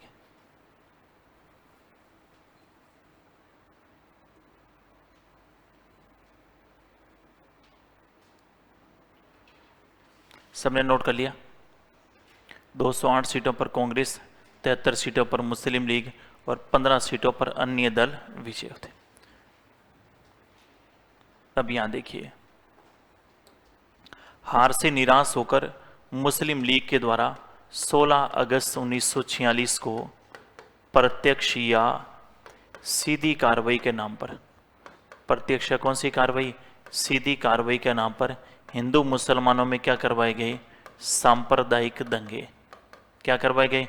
सांप्रदायिक दंगे, जिसे मौलाना आजाद ने कहा कि साहब ये भारत के इतिहास के लिए कैसा दिवस है? Black day. कौन सा दिवस है? काला दिवस। मौलाना आजाद। और मौलाना आजाद ने 16 अगस्त को कौन से दिवस के रूप में मनाने की बात कही? काला दिवस। दूसरी बात देखिए, संविधान सभा में डॉक्टर अंबेडकर की बात करते हैं। डॉक्टर भीमराव अंबेडकर। और अंबेडकर साहब सर्वप्रथम चुनाव लड़े थे वो आपके जैसूर कुलना, यहां एक जगह पड़ती है जैसूर कुलना। कौन सी जगह है? जैसूर कुलना। जैसूर कुलना कहां पड़ती है? बंगाल। तो यहां से चुनाव जीते, लेकिन जब विभाजन हुआ तो ये जैसूर कुलना कहां चला गया? पाकिस्तान। और कौन से पाकिस्तान में? पूर्वी पाकिस्तान, जो आज का कौन सा देश है? बांग्लादेश। बांग्लादेश। कुल मिलाकर अंबेडकर साहब संविधान सभा के सदस्य नहीं रहे, तो फिर क्या किया जाए? तो यहां पर जो है एक सीट है बंबई की, कौन सी सीट? पुणे सीट। और पुणे सीट से एक सदस्य जीते हुए थे जिनका नाम था M.R. जयकर। क्या नाम था? और M.R. जयकर ने क्या दे दिया? इस्तीफा। तो M.R. जयकर के त्यागपत्र के बाद कौन बन गए? डॉक्टर अंबेडकर साहब। दो बातें ध्यान रखनी, आजादी से पहले अंबेडकर साहब सदस्य संविधान सभा के थे, वो कहां से थे? जैसूर कुलना। कहां पड़ता है? बंगाल। आजादी के बाद में डॉक्टर अंबेडकर साहब सदस्य बने कहां से? पुणे। पुणे कहां पड़ता है? कौन सी सीट थी? बंबई की पुणे सीट से किसके स्थान पर? M.R. जयकर। अगर दोनों ऑप्शन में आ जाए, और प्रश्न यह है कि डॉक्टर भीमराव अंबेडकर संविधान सभा के सदस्य थे, पहला विकल्प आ जाए बंगाल और दूसरा विकल्प आ जाए बंबई, तो कौन सा सही करोगे? मान लो दोनों आ गए और प्रश्न है कि डॉक्टर भीमराव अंबेडकर संविधान सभा के सदस्य थे, बंगाल भी आ जाए बंबई भी आ जाए, कौन सा सही करोगे? बंगाल या बंबई? बंबई कर। क्यों? क्योंकि लंबे समय तक बंबई से रहे ना, 1947 से लगाकर 1950। पूछे सर्वप्रथम कहां से रहे थे? बंगाल। और बंगाल में कौन सी सीट से? जैसूर कुलना। बाद में किन्होंने इस्तीफा दिया? M.R. जयकर। और जयकर के स्थान पर बंबई की कौन सी सीट? पुणे। अंबेडकर साहब की दो प्रसिद्ध पुस्तकें भी हैं, एक है the thought of Pakistan, Pakistan पर विचार, पाकिस्तान पर विचार, और दूसरी है हिंदू धर्म की पहेलियां। हिंदू धर्म की पहेलियां, दो प्रसिद्ध पुस्तकें, पहली कौन सी है, पाकिस्तान पर विचार, और दूसरी कौन सी है, हिंदू धर्म के। इन्होंने लिखा कि हिंदू धर्म में जो आडंबर है इनको कैसे दूर किया जाए और कैसे एक अच्छे धर्म के लिए प्रयास किया जाए, वो सारी जो भी इसमें समझ गए, ऐसे समझे रूढ़िवादी व्यवस्था जो है उसको हटाया जाए, क्योंकि इसमें एक तो ऊंच नीच का भाव है। और अम्बेडकर साहब कहते हैं कि व्यक्ति अगर तालाब से पानी पी लेता है, अगर कोई पशु तालाब से पानी पी लेता है तो किसी को कोई दिक्कत नहीं, और दलित अगर तालाब से पानी पी लेता है तो तालाब को पवित्र करवाया जाता है। लोग अपनी घर की रसोई तक कुत्ते को ले आते हैं, लेकिन दलित को घर से बाहर बिठाकर खाना खिलाया जाता है। ये जो जातिगत आधार पर भेदभाव है, इससे बेहद दुखी हुए। और लास्ट में इन्होंने हिंदू धर्म छोड़कर कौन सा धर्म अपना लिया, बौद्ध धर्म। उनका मेरे एक व्यक्ति के धर्म छोड़ने से अगर हिंदू धर्म में कुछ व्यवस्थाओं में सुधार हो तो मेरे लिए बहुत सौभाग्य की बात है। उन्होंने ये भी कहा कि मेरा जन्म हिंदू धर्म में ये हुआ, ये मेरे लिए बहुत गर्व का विषय है, लेकिन मृत्यु के बाद में मेरे ऊपर जो मातम मनाया जाएगा वो मुझे कभी भी स्वीकार योग्य नहीं है। मृत्यु के बाद देखा होगा अलग अलग धर्म में अलग अलग व्यवस्थाएं। सनातन में थोड़ा सा लंबा लेके चलते हैं उसको कि पहले 12 दिन, फिर उसके बाद मृत्यु भोजन, फिर उसके बाद में मूर्ति पूजन, बाद में देखा गांव में होते हैं ना मूर्ति पूजा को लेकर। अम्बेडकर साहब मूर्ति पूजा के सख्त विरोधी थे। इन्होंने कहा व्यक्ति के विचारों की पूजा होनी चाहिए, व्यक्ति की पूजा नहीं होनी चाहिए। व्यक्ति की पूजा के खिलाफ थे, व्यक्ति के विचार क्या है उसको लेकर पूजना चाहिए। लास्ट में ये भी कहा कि मेरा जीवन लंबा हो इससे कोई फर्क नहीं पड़ता है, व्यक्ति का जीवन महान होना चाहिए, और महान तभी होगा जब व्यक्ति के कुछ क्या होंगे, विचार होंगे। लेकिन आजकल हम देख रहे हैं कि अम्बेडकर साहब को जगह जगह मूर्ति बनाकर क्या किया जा रहा है, पूजा जा रहा है। जिस व्यक्ति ने जीवन भर मूर्ति पूजा का क्या क्या है, विरोध किया, आज उन्हीं की मूर्ति की क्या हो रही है, पूजा हो रही है। लिखो इसको। तो मूर्ति पूजा कहाँ ज्यादा मिलेगी, गाँव में शहर में? गाँव मिल रही है ना, क्यों मिल रही है, क्यों कारण? शहर में तो नहीं है मूर्ति पूजा, शहर में लोग नहीं मर रहे हैं क्या, मर रहे हैं ना, फिर शहर में तो नहीं है मूर्ति पूजा। गांव में छाप के कि ये जो ना थोड़ी दिक्कत हुई, फिर किसी के वहाँ गए कि यार ये तो ठीक नहीं है, फिर कि इसके तो वो बाप जी हो गए, फिर मूर्ति लिए बनाई और पूजा नहीं करते। अपने मारवाड़ में करते कि नहीं करते? करते ना, क्या बोलते हैं उनको, भूमिया जी, या अलग अलग प्रकार के जो हैं नाम दिए जाते हैं। हाँ ठीक है, होना चाहिए, लेकिन हर जगह हो, इसके अम्बेडकर साहब विरोधी थे। उनका हर चीज में तुम्हें देवता नजर आ रहे हैं, ये मैं कभी भी स्वीकार योग्य नहीं है। लिखो इसको, 2 नोट। पहला नोट लिखिए, हार से निराश होकर, हार से निराश होकर, हार से निराश होकर 16 अगस्त 1946 को, हार से निराश होकर 16 अगस्त 1946 को,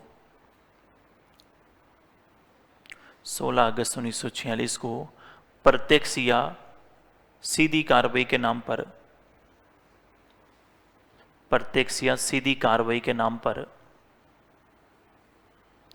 प्रत्यक्ष या सीधी कार्रवाई के नाम पर हिंदू मुसलमानों में, प्रत्यक्ष या सीधी कार्रवाई के नाम पर हिंदू मुसलमानों में सांप्रदायिक दंगे करवाए गए, हिंदू मुसलमानों में सांप्रदायिक दंगे करवाए गए, सांप्रदायिक दंगे करवाए गए, जिसे मौलाना आजाद ने, सांप्रदायिक दंगे करवाए गए जिसे मौलाना आजाद ने, मौलाना आजाद ने भारत का काला दिवस का, ब्लैक डे, जिसे मौलाना आजाद ने भारत का काला दिवस कहा।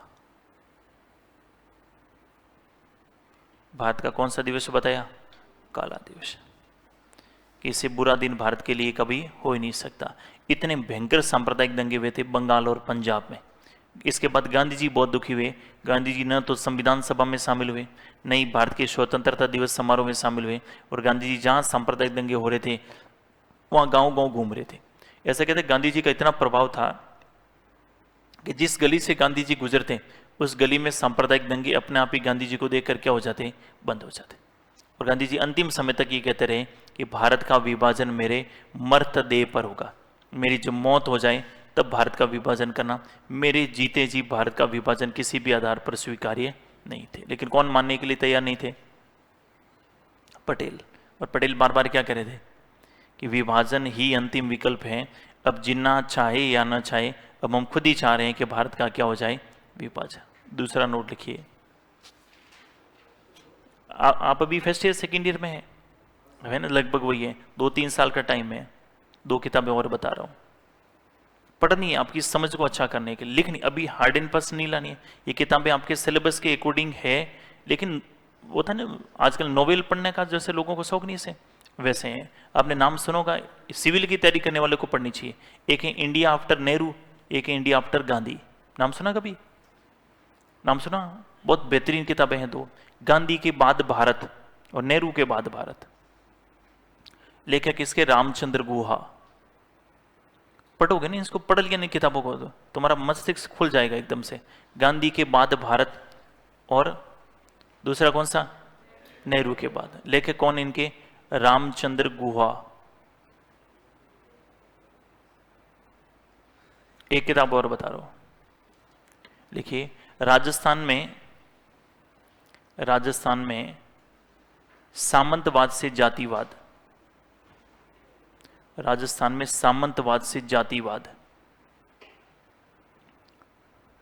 इसके लेखक है विनोद कोठारी। विनोद कोठारी, ऑथर विनोद कोठारी। राजस्थान में सामंतवाद से जातिवाद। ठीक है, अब वापस आ जाओ। एक खरीदनी है पहले, एक खरीद कर उसको पढ़ना है। नेहरू और गांधी में पहले गांधी खरीदनी है। गांधी तक सब पढ़ते हैं। गांधी के बाद में भारत में क्या घटा, गांधी के बाद में कैसी स्थितियां बनी, उसको कोई नहीं पढ़ता। गांधी के बाद मतलब नेहरू का काल, फिर नेहरू के बाद भारत मतलब इंदिरा गांधी का काल। इसको पढ़ोगे तो आपको लगेगा यार मतलब आज़ादी के 40 साल तक हमारी देश की राजनीति में किस प्रकार का घटनाक्रम हुआ, वो सारी चीज़ें। राजस्थान में पहले सामंतवादी व्यवस्था थी, आजकल सामंतवाद को छोड़कर हम किसकी ओर बढ़ रहे हैं? जातिवाद। तो सामंतवाद से जातिवाद पर अपन कैसे आए, कौन कौन से ऐसे मुद्दे थे जिसको लेकर, इसको भी बहुत बेहतरीन लिखा है। कौन है ऑथर इसके? विनोद कोठारी। लिखो इसको, एक लानी है पहले, उसको लाकर पढ़ पाओ तो दूसरी लानी है, नहीं तो आगे से किताब खरीदना ही बंद कर देना। समझ गए? और पढ़ना भी उसको कैसे, एक साथ बैठ के नहीं पढ़ना। कभी ये वाला सब्जेक्ट पढ़ते पढ़ते तुम बोरिंग हो गए, क्या लगा यार अब ये सिलेबस नहीं पढ़ा जा रहा, कुछ इंटरेस्टिंग किताब हमारे पास हो, उसको लेकर पढ़ना चाहिए। खूब सारे ऐसे ना साहित्य पढ़ते रहते हैं, साहित्य की 2-4 किताबें और बता रहा हूं, लिखो इसको। पहले लिखिए, गोदान पढ़नी चाहिए हर व्यक्ति को, प्रेमचंद की गोदान। अगर आप सिविल की तैयारी कर रहे हैं, गोदान, प्रेमचंद, इसके लेखक है प्रेमचंद गोदान के। अगली लिखिए, सामने वाली खिड़की। हिंदी की किताब में ना, सामने वाली खिड़की।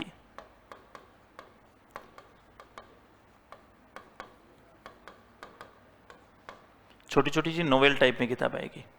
एक किताब में और भूल रहा हूं, वो अपन बाद में देखेंगे। और लिखो अगली लाइन से, लिखिएगा, डॉक्टर भीमराव अम्बेडकर, डॉक्टर भीमराव अम्बेडकर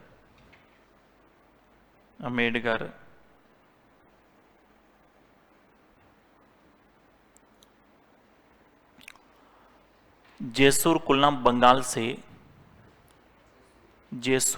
बंगाल से डॉक्टर भीमराव अम्बेडकर जैसूर कुलना बंगाल से संविधान सभा के सदस्य निर्वाचित हुए। जैसूर कुलना बंगाल से संविधान सभा के सदस्य निर्वाचित हुए। संविधान सभा के सदस्य निर्वाचित हुए, लेकिन विभाजन के कारण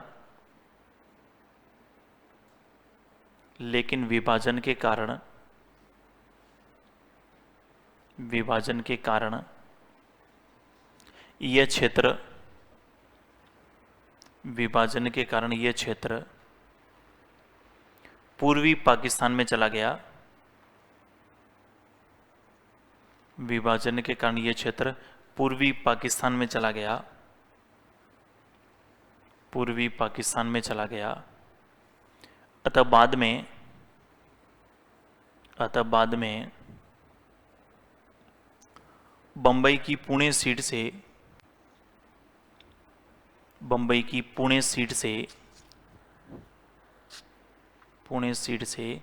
M.R. जयकर के स्थान पर, बंबई की पुणे सीट से M.R. जयकर के स्थान पर संविधान सभा के सदस्य निर्वाचित हुए। M.R. जयकर के स्थान पर संविधान सभा के सदस्य निर्वाचित हुए। M.R. जयकर के स्थान पर संविधान सभा के सदस्य क्या हुए? निर्वाचित। दो प्रसिद्ध पुस्तकें वो भी लिख लीजिए। दो पुस्तकें पहली लिखिए, पाकिस्तान पर विचार,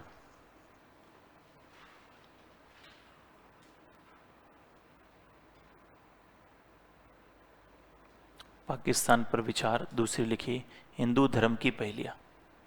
क्या हुआ? इसकी कॉपी में क्यों लिख रहा है? सेम ही है। अपनी कॉपी कहाँ है? तो इनकी कहाँ है? लिखो, पहली कौन सी लिखी है? हिंदू धर्म की पहेलियां। दूसरी कौन सी लिखी है? पाकिस्तान पर विचार। नोट कर लिया सभी ने? हाँ, लेखक अम्बेडकर है दोनों के। ये नहीं खरीदनी है, पढ़नी नहीं है ना, ये मैंने ऐसे ही ध्यान रखना। अम्बेडकर की कोई दो प्रसिद्ध पुस्तकें पूछे तो 1940 में अम्बेडकर सामने थॉट ऑफ पाकिस्तान में बता दिया था कि भारत का विभाजन किसी भी कीमत पर नहीं रोका जाएगा और धर्म के आधार पर भारत का क्या होगा? विभाजन। इसी कैबिनेट मिशन में ही प्रावधान था कि भारत में एक जो है वो अंतरिम सरकार का गठन होगा। अंतरिम सरकार। पहली बात तो ध्यान रखना, अंतरिम शब्द का मतलब क्या होता है? अस्थायी। कौन सा शब्द लिख रखा है? अंतरिम सरकार। और अंतरिम शब्द का मतलब क्या होता है? अस्थायी सरकार। पहला प्रश्न आपसे पूछा जाएगा, अंतरिम सरकार का गठन कौन सी योजना के अनुसार हुआ है? क्या बताएंगे? कैबिनेट मिशन के अनुसार। कैबिनेट मिशन के अनुसार। अंतरिम सरकार की घोषणा कब हो रही है? तो अंतरिम सरकार की घोषणा हो रही है 24 अगस्त 1946 को। अंतरिम सरकार का गठन कब हो रहा है? 2 सितंबर 1946 को। अंतरिम सरकार के अध्यक्ष कौन थे? Lord Wavell. और लॉर्ड वेवेल उस समय भारत के क्या थे? वायसराय। अंतरिम सरकार के उपाध्यक्ष कौन थे? तो अंतरिम सरकार के उपाध्यक्ष थे पंडित जवाहरलाल नेहरू। अंतरिम सरकार में टोटल सदस्य कितने थे? तो 9 + 5 बराबर कितने? 14। 9 तो किसकी तरफ से थे? कांग्रेस की तरफ से। और 5 किसकी तरफ से थे? मुस्लिम लीग। और कांग्रेस की तरफ से कौन कौन थे? तो सबसे पहले पंडित जवाहरलाल नेहरू। और नेहरू जी अंतरिम सरकार के क्या थे? उपाध्यक्ष। दूसरे सदस्य थे सरदार पटेल। तीसरे सदस्य थे डॉक्टर राजेंद्र प्रसाद। नंबर 4 पे थे सरदार बलदेव सिंह। 5वें सदस्य थे बाबू जगजीवन राम। जगजीवन राम। 6ठे सदस्य थे जॉन मथाई। 7वें सदस्य थे CS बाबा। CS बाबा। 8वें सदस्य थे C राजगोपालाचारी। नाम सुना आपने? और 9वें सदस्य थे आसफ अली। तो 9 सदस्य तो किसकी ओर से थे? कांग्रेस की ओर से। 9 सदस्य कौन कौन है? सबसे पहले कौन है? पंडित जवाहरलाल नेहरू। दूसरे कौन है? सरदार पटेल। तीसरे डॉक्टर राजेंद्र प्रसाद। चौथे सरदार बलदेव सिंह। 5वें बाबू जगजीवन राम। 6ठे जॉन मथाई। 7वें CS भाभा 8वें, C राजगोपालाचारी और 9वें कौन है? आसफ अली। मुस्लिम लीग से कितने सदस्य थे? 5 मुस्लिम लीग से सदस्य। और मुस्लिम लीग से सदस्य में सबसे पहले थे लियाकत अली खान, जिन्हें वित्त मंत्री बनाया था, जो पाकिस्तान के पहले प्रधानमंत्री भी बने। दूसरे सदस्य थे आई चंद्रीकर, क्या नाम था? आई चंद्रीकर। तीसरे सदस्य थे गजनफर अली खान। चौथे सदस्य हैं अब्दुल रत निस्तर, अब्दुल रत निस्तर। पांचवें सदस्य हैं जोगेंद्र नाथ मंडल, क्या नाम था? जोगेंद्र नाथ मंडल। और ये पांचों सदस्य सहयोग की बजाय क्या कर रहे थे? असहयोग। इससे परेशान हो गए थे कौन? सरदार पटेल। और पटेल ने क्या कहा कि जिन्ना विभाजन चाहे या न चाहे, हम चाहते हैं कि भारत का क्या हो जाए? विभाजन। जहां कहीं अंतरिम शब्द मिले, अंतरिम का मतलब होता है अस्थायी, अंतरिम सरकार का मतलब अस्थायी सरकार, अंतरिम संसद का मतलब अस्थायी संसद, अंतरिम राहत का मतलब अस्थायी राहत। लिखिएगा अंतरिम सरकार। ध्यान रखना गठन कौन सी योजना के अनुसार हो रहा है? कैबिनेट मिशन के अनुसार। लिखिएगा अंतरिम सरकार।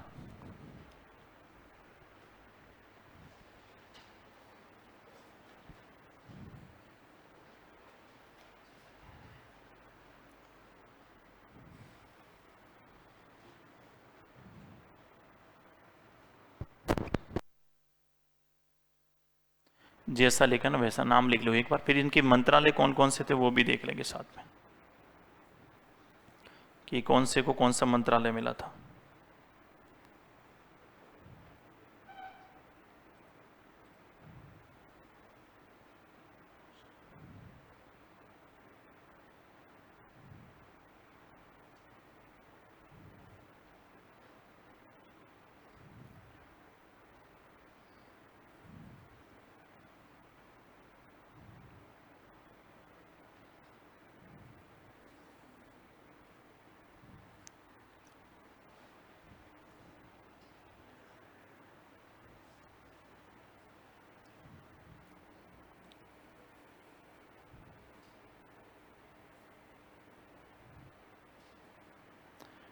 ध्यान रखना घोषणा तो कब हो रही है? 24 अगस्त 1946 को। और अंतरिम सरकार का गठन कब हो रहा है? 2 सितंबर 1946। अध्यक्ष कौन थे?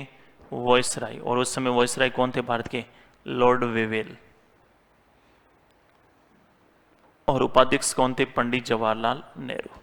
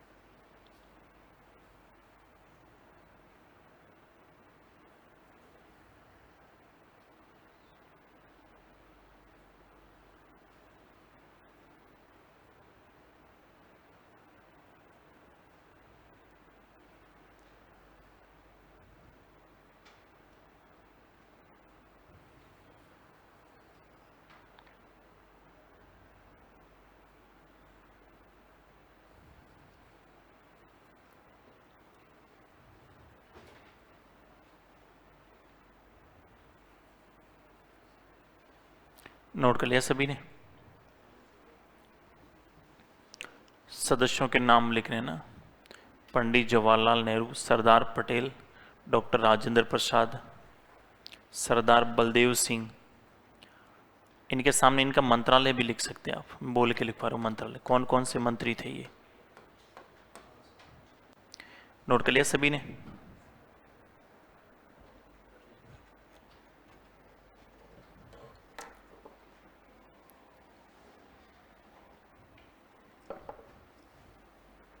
सबसे पहला नाम क्या लिखा है?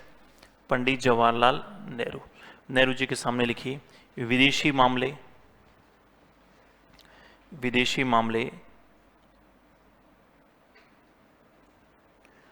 दूसरे पटेल के सामने लिखिए गृह मंत्री। पटेल के सामने लिखिए गृह मंत्री। तीसरे कौन है? राजेंद्र प्रसाद में लिखिए खाद्य एवं कृषि मंत्री। खाद्य एवं कृषि मंत्री। अगले कौन है? सरदार बलदेव सिंह, विदेश मंत्री। या ऐसे लिखिए जो रक्षा मंत्री है ना, सरदार बलदेव सिंह लिखिए रक्षा मंत्री। रक्षा मंत्री। फिर लिखिए बाबू जगजीवन राम में श्रम मंत्री। श्रम मंत्री। फिर अगले कौन है? जॉन मथे में लिखिए उद्योग मंत्री। उद्योग मंत्री। फिर है आपके CS बाबा में लिखिए खनन एवं ऊर्जा मंत्री। खनन एवं ऊर्जा मंत्री। फिर हैं C राजगोपालाचारी में लिखिए शिक्षा एवं कला मंत्री। शिक्षा एवं कला मंत्री। कला मंत्री। लास्ट में क्या नाम है? आसफ अली में लिखिए रेलवे व परिवहन मंत्री। रेलवे व परिवहन मंत्री। रेलवे व परिवहन मंत्री। अब लिखिए मुस्लिम लीग से सदस्य। पहले नाम लिख लो, फिर मैं मंत्रालय लिख लूंगा। मुस्लिम लीग से सदस्य।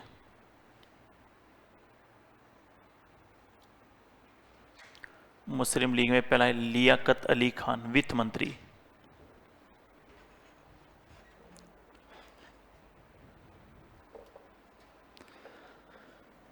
लियाकत अली खान, वित्त मंत्री।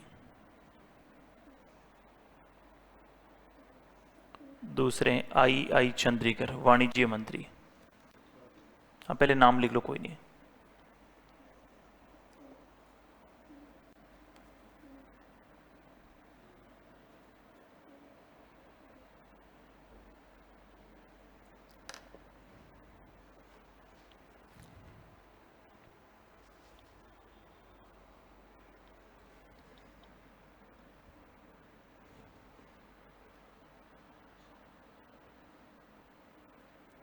नोट कर लिया।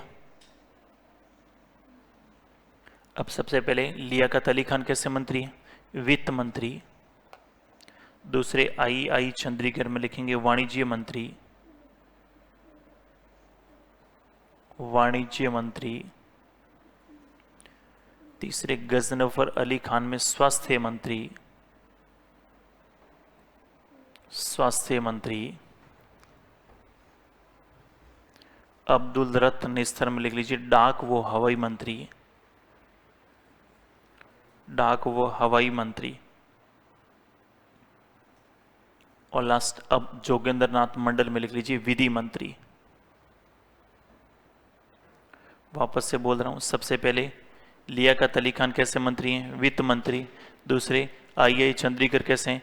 वाणिज्य मंत्री। गजनफर अली खान कैसे हैं? स्वास्थ्य मंत्री। फिर डाक और हवाई मंत्री। और लास्ट में कौन सा है? इसमें ध्यान रखिए मुस्लिम लीग के असहयोगात्मक रवैये से परेशान होकर सरदार पटेल ने कहा, किसने कहा है? सरदार पटेल ने कहा कि जिन्ना विभाजन चाहे या न चाहे, हम चाहते हैं कि भारत का क्या हो जाए? विभाजन। लेकिन कौन मानने के लिए तैयार नहीं थे? गांधी जी। गांधी जी क्या कह रहे हैं कि भारत का विभाजन मेरे मर्त देह पर होगा, मेरी जब मौत हो जाए उसके बाद भारत का विभाजन होगा, मेरे जीते जी भारत का विभाजन संभव नहीं। फिर जिन्ना ने कहा कि यदि अभी भारत का विभाजन नहीं हुआ तो आने वाले समय में प्रत्येक सरकारी कार्यालय में एक क्या होगा? पाकिस्तान। या तो अलग से पाकिस्तान बना दें या फिर तैयार रहें, प्रत्येक सरकारी कार्यालय में क्या होगा? पाकिस्तान।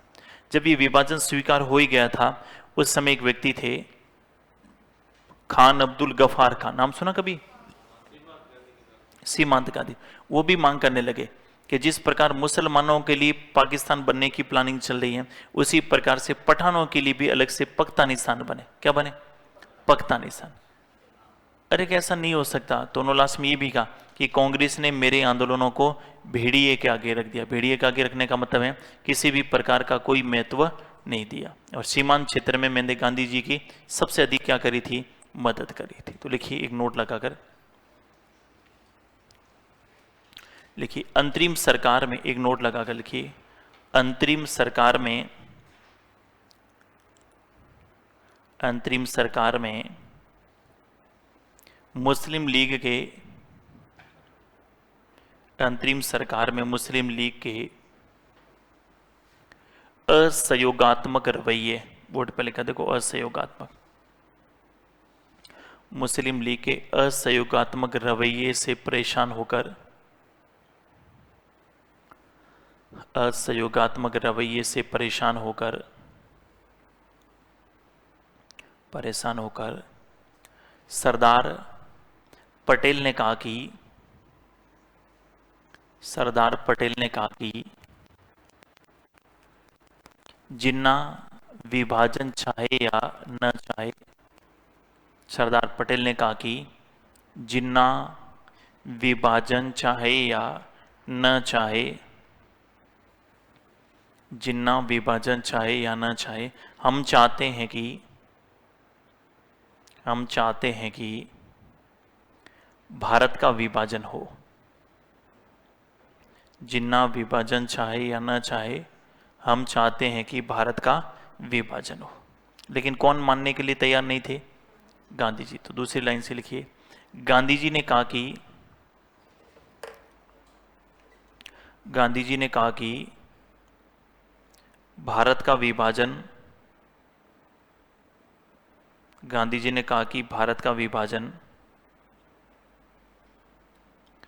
मेरे मर्तदेह पर होगा।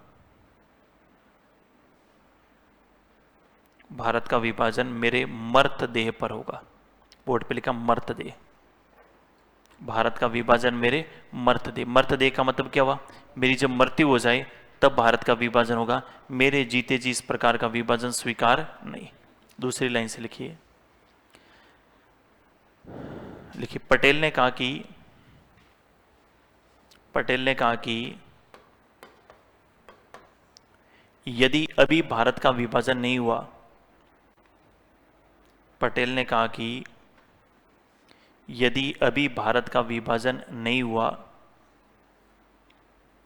यदि अभी भारत का विभाजन नहीं हुआ, तो आने वाले समय में, आने वाले समय में भारत के प्रत्येक सरकारी कार्यालय में, आने वाले समय में भारत के प्रत्येक सरकारी कार्यालय में एक पाकिस्तान होगा। आने वाले समय में भारत के प्रत्येक सरकारी कार्यालय में एक क्या होगा? पाकिस्तान। या तो अभी से विभाजन कर दीजिए या फिर तैयार रहिए कि भारत के प्रत्येक सरकारी कार्यालय में क्या होगा? पाकिस्तान। तो यहाँ आते थे लगभग ये प्लान बन चुका था कि भारत का विभाजन भी होगा और साथ में भारत को स्वतंत्रता भी देनी पड़ेगी। इसके लिए ब्रिटेन के प्रधानमंत्री एक घोषणा करते हैं जिसका नाम क्या है? एटली की घोषणा। नाम सुना कभी आपने? और एटली ब्रिटेन की संसद में कौन सी डेट को घोषणा कर रहे हैं? 20 फरवरी 1947। और एटली दो बातें कह रहे हैं। पहली बात कह रहे हैं कि 30 जून 1948 से पूर्व, 30 जून 1948 से पूर्व भारत को सत्ता हस्तांतरित कर दी जाएगी। भारत को क्या कर दी जाएगी? सत्ता हस्तांतरित का मतलब है भारत को क्या कर दिया जाएगा? स्वतंत्र कर दिया जाएगा। और दूसरी बात इन्होंने ये कही कि वेवेल को वापस बुलाकर लॉर्ड माउंटबेटन को भारत का क्या बनाया जाएगा? Governor general.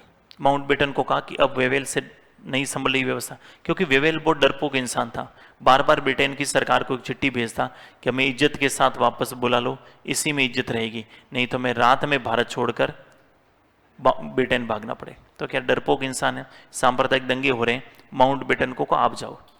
माउंट बेटन ने कहा नहीं जा रहा, कि नहीं जा रहा, कि नहीं, जब तक शासन था तब तक तो तुम्हें माउंट बेटन याद ही नहीं आया। अब वहाँ सांप्रदायिक दंगे चल रहे हैं, मारकाट हो रही है, विभाजन करना है, तब तुम्हें माउंट बेटन याद आ रहा है, मैं तो नहीं जा रहा। फिर माउंट बेटन ने कहा कि भारतीयों के लिए तो गर्व का विषय स्वतंत्र हो रहे हैं, लेकिन मेरे पोतों को लोग चिढ़ाएंगे कि तेरे दादा ने भारत को आज़ाद कर दिया। भी उनके हाथ से तो बहुत बड़ा देश क्या हो रहा है, स्वतंत्र हो रहा है। तो इतिहास में हमेशा पढ़ा जाएगा कि भारत की आज़ादी के समय भारत का गवर्नर जनरल कौन था, माउंट बेटन। माउंट बेटन का ये कलंक मैं मेरे सिर पर नहीं लूंगा। माउंट बेटन से ढंग का व्यक्ति नहीं मिला, तो अंत माउंट बेटन ने कहा कि एक शर्त पर जाऊंगा। शर्त क्या होगी कि भारत की आज़ादी की डेट जो है, आज़ादी की दिनांक न तो ब्रिटेन की सरकार तय करेगी, न ब्रिटेन के प्रधानमंत्री। ये जो आज़ादी की डेट है ये कौन तय करेगा, माउंट बेटन। माउंट बेटन तय करेगा कि भारत को आज़ादी कब देनी है। और माउंट बेटन ने जो डेट तय करी है वो कौन सी करी है, 15 अगस्त। क्या था 15 अगस्त को, 15 अगस्त 1947 को। क्यों 15 अगस्त को माउंट बेटन के लिए क्या खास था? क्या माउंट बेटन का बर्थडे था, क्या मैरिज एनिवर्सरी है? 15 अगस्त 1945 को माउंट बेटन ने मित्र राष्ट्रों के सेनापति के रूप में सेकेंड वर्ल्ड वॉर में युद्ध में जापान को हराया। इसलिए माउंट बेटन 15 अगस्त को अपनी व्यक्तिगत विजय मानता कि जब भी इतिहास में 15 अगस्त की डेट आएगी, माउंट बेटन को जरूर याद किया जाएगा कि माउंट बेटन एक अच्छा सेनापति था जिसने जापान को युद्ध में हराया, और उसी से प्रभावित होकर ब्रिटेन की सरकार ने उन्हें कहाँ भेजा है, भारत भेजा। तो माउंट बेटन एक अच्छा नेतृत्व करने वाला व्यक्ति होगा, तभी जाकर माउंट बेटन की प्रशंसा होगी। नहीं तो केवल ये होगा कि माउंट बेटन के समय भारत आज़ाद हुआ, तो थोड़ा सा ठीक नहीं रहेगा। तो कभी आपसे पूछे कि भारत को आज़ादी देने का दिन किसने तय किया है, माउंट बेटन। और कब आज़ादी मिल गई, कौन सी घोषणा है, एटली की घोषणा। कौन सी फरवरी को है, 20 फरवरी। मैं हमेशा कहता हूँ कि पड़ोसी का देखकर कभी नहीं लिखें, पड़ोसी अपने जैसा है तभी अपने पास में बैठा हो। कल परसों कहा होगा, मैंने कहा था ना। एक दिन मैंने ये एटली की घोषणा लिखवाई 20 फरवरी 1947 को। उसी समय दूसरे दिन मैंने पूछा, मैंने कहा एटली की घोषणा कब? तो बाकी सब तो 20 फरवरी बता रहे हैं, और ये जो 2-3 आगे लड़कियां बैठी थी उन्होंने 30 फरवरी बताई। ऐसे ही बैठे थे 4-5। मैंने कहा 30 फरवरी, क्या सर 30 फरवरी? मैंने हो सकता है कई बार गलती हो जाए, लेकिन फिर भी मैंने कहा 30 फरवरी। एक बार फिर पूछा, हाँ सर आपने 30 फरवरी ही लिखवाया। भी हो जाता है, मानवीय भूल है, कई बार हो जाता है। तो मैंने कहा एक बार चेक कर लो, सबके 20 से लिखा, आपके 30 से लिखा, गलती तो आपकी है। मैंने कहा तुमने कहां से लिखा कि पड़ोसी, पड़ोसी से अंतिम पड़ोसी पकड़ा गया। मैंने कहा बेटा तुमने कहां से लिखा? कि सर लिखा तो यहीं से था, वो स्लाइड आगे कर दी, इस वजह से शायद दिखा नहीं, और मैंने 30 से लिख लिया। मैंने कहा बहन जी फरवरी 20 की होती है, 28 की होती है, 29 की होती है, फरवरी 30 की कब से होने लगी? कम से कम लिखते समय ये तो ध्यान रखते हैं। उन्होंने क्या आंसर दिया कि सर हमने सोचा आजादी से पहले की बात है, इसलिए फरवरी 30 की होती होगी। एक ने कहा सर मेरी हिम्मत भी हुई, एक बार पूछ लो। इसी पड़ोसी ने कहा चुप कर, तुझे पता नहीं है, लोग हंसेंगे तेरे ऊपर कि इसको पता नहीं कि आज़ादी से पहले फरवरी कितने की थी, 30 की। तो इसलिए पड़ोसी सही लिख रहा है, इसकी कोई गारंटी नहीं है। फरवरी की कौन सी फरवरी की बात है, 20 फरवरी। तो लिखिए एटली की घोषणा 20 फरवरी 1947। एटली की घोषणा 20 फरवरी 1947।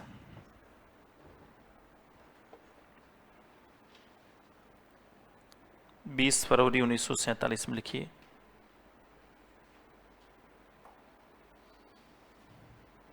लिखिए 30 जून 1948 से पूर्व, 30 जून 1948 से पूर्व, 30 जून 1948 से पूर्व भारत को, 30 जून 1948 से पूर्व भारत को सत्ता हस्तांतरित कर दी जाएगी। भारत को सत्ता हस्तांतरित कर दी जाएगी।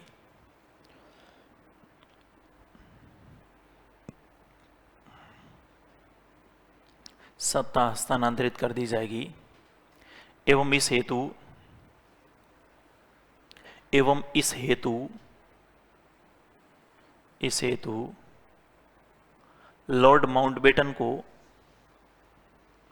इस हेतु लॉर्ड माउंटबेटन को गवर्नर जनरल बनाकर, लॉर्ड माउंटबेटन को गवर्नर जनरल बनाकर भारत भेजा गया। माउंटबेटन को गवर्नर जनरल बनाकर भारत भेजा गया। गवर्नर जनरल बनाकर भारत भेजा। कौन सी वर्ष की बात है? कौन सी घोषणा? एटली की घोषणा। अब जो नई योजना आएगी उसका नाम क्या होगा? माउंट बेटन योजना। इसी योजना को बोलते हैं अपन जून योजना। इसी योजना को बोलते हैं अपन डिकी बर्ड प्लान। क्या बोलते हैं? Dickie Bird plan. इसी को अपन बोलते हैं बाल्कन योजना। कौन सी योजना? बाल्कन। और ये कौन से वर्ष की बात है? जून 1947। सबसे पहले योजना का नाम क्या है? Mountbatten. इसी का दूसरा नाम जून योजना। इसी का तीसरा नाम डिक्की बर्ड प्लान। और इसी को क्या बोलते हैं? बाल्कन योजना। कौन से वर्ष की बात है? जून 1947। इसमें 4 सदस्य थे। पहले कौन थे? Lord Mountbatten. और इसके क्या थे? अध्यक्ष। दूसरे कौन है इसमें? तीसरे कौन है? माई विली। और नंबर 4 पे कौन है? अबेल। तो 4 मेंबर हो गए। पहले कौन है? Mountbatten. दूसरे इसमें, तीसरे माई विली और चौथे अबेल। इन्होंने कहा साहब भारत का विभाजन होगा। पहली बार भारत का क्या होगा? विभाजन होगा। अच्छा, दूसरा विभाजन की रूपरेखा हेतु, विभाजन की रूपरेखा हेतु वीपी मेनन को नियुक्त किया गया। विभाजन की रूपरेखा हेतु किसे नियुक्त किया गया? वीपी मेनन की नियुक्ति। तीसरा, सीमा रेखा का निर्धारण करना पड़ेगा। तो सीमा रेखा के निर्धारण हेतु,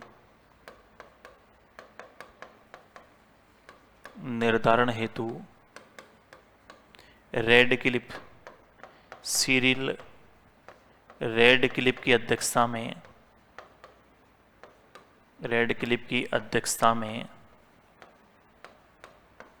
समिति का क्या किया गया? गठन।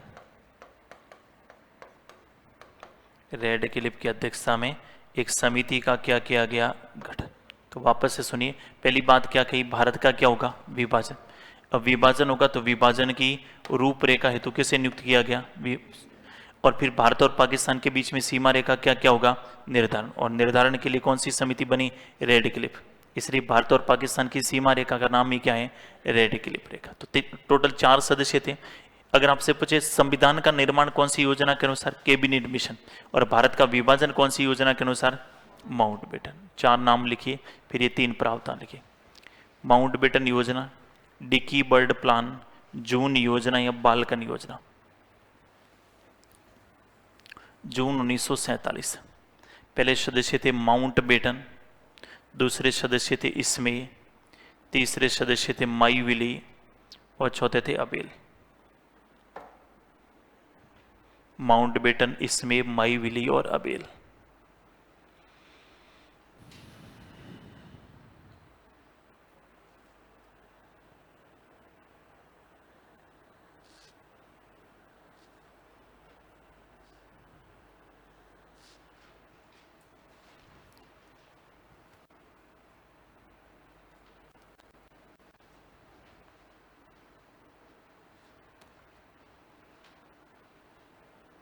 नोट करा?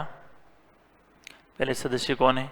माउंट बेटन, दूसरे इसमें, तीसरे माई विली और चौथे अबेल। अब वो 3 प्रावधान लिखे। क्या हुआ? पहला प्रावधान क्या है? भारत का क्या होगा? विभाजन।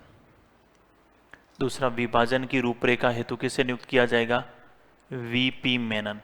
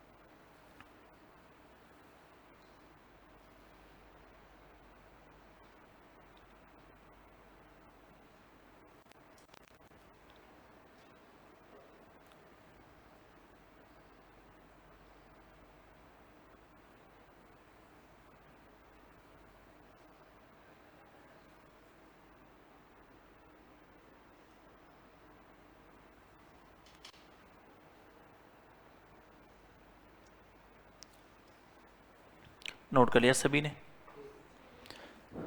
भारत का विभाजन होगा, विभाजन की रूपरेखा हेतु किसे नियुक्त किया गया? वीपी मेनन। तीसरी बात क्या कही? सीमा रेखा के निर्धारण के लिए एक सिरिल रेडक्लिफ की अध्यक्षता में क्या बनेगी? समिति।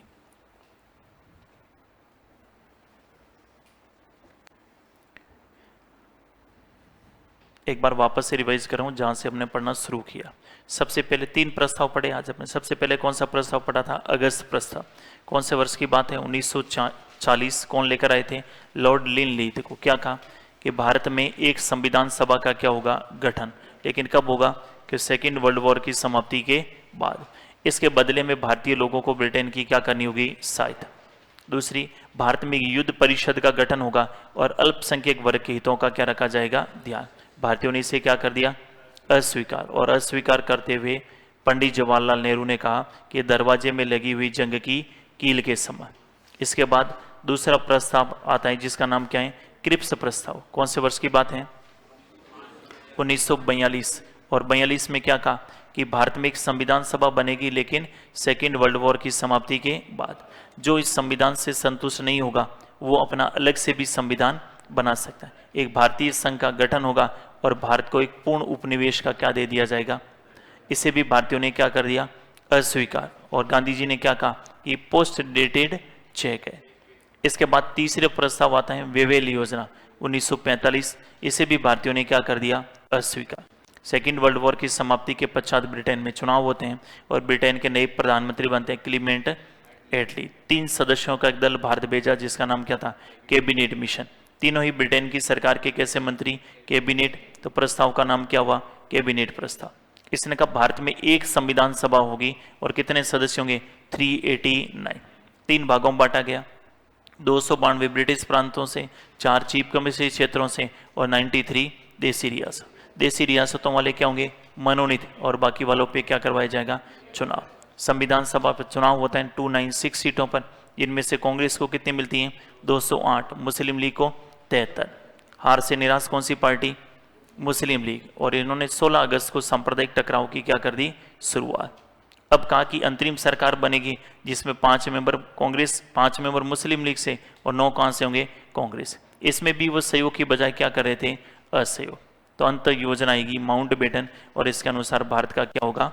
विभाजन। लेकिन इसको आगे अपन लिखेंगे, वो लिखेंगे कल की क्लास में। Thank you.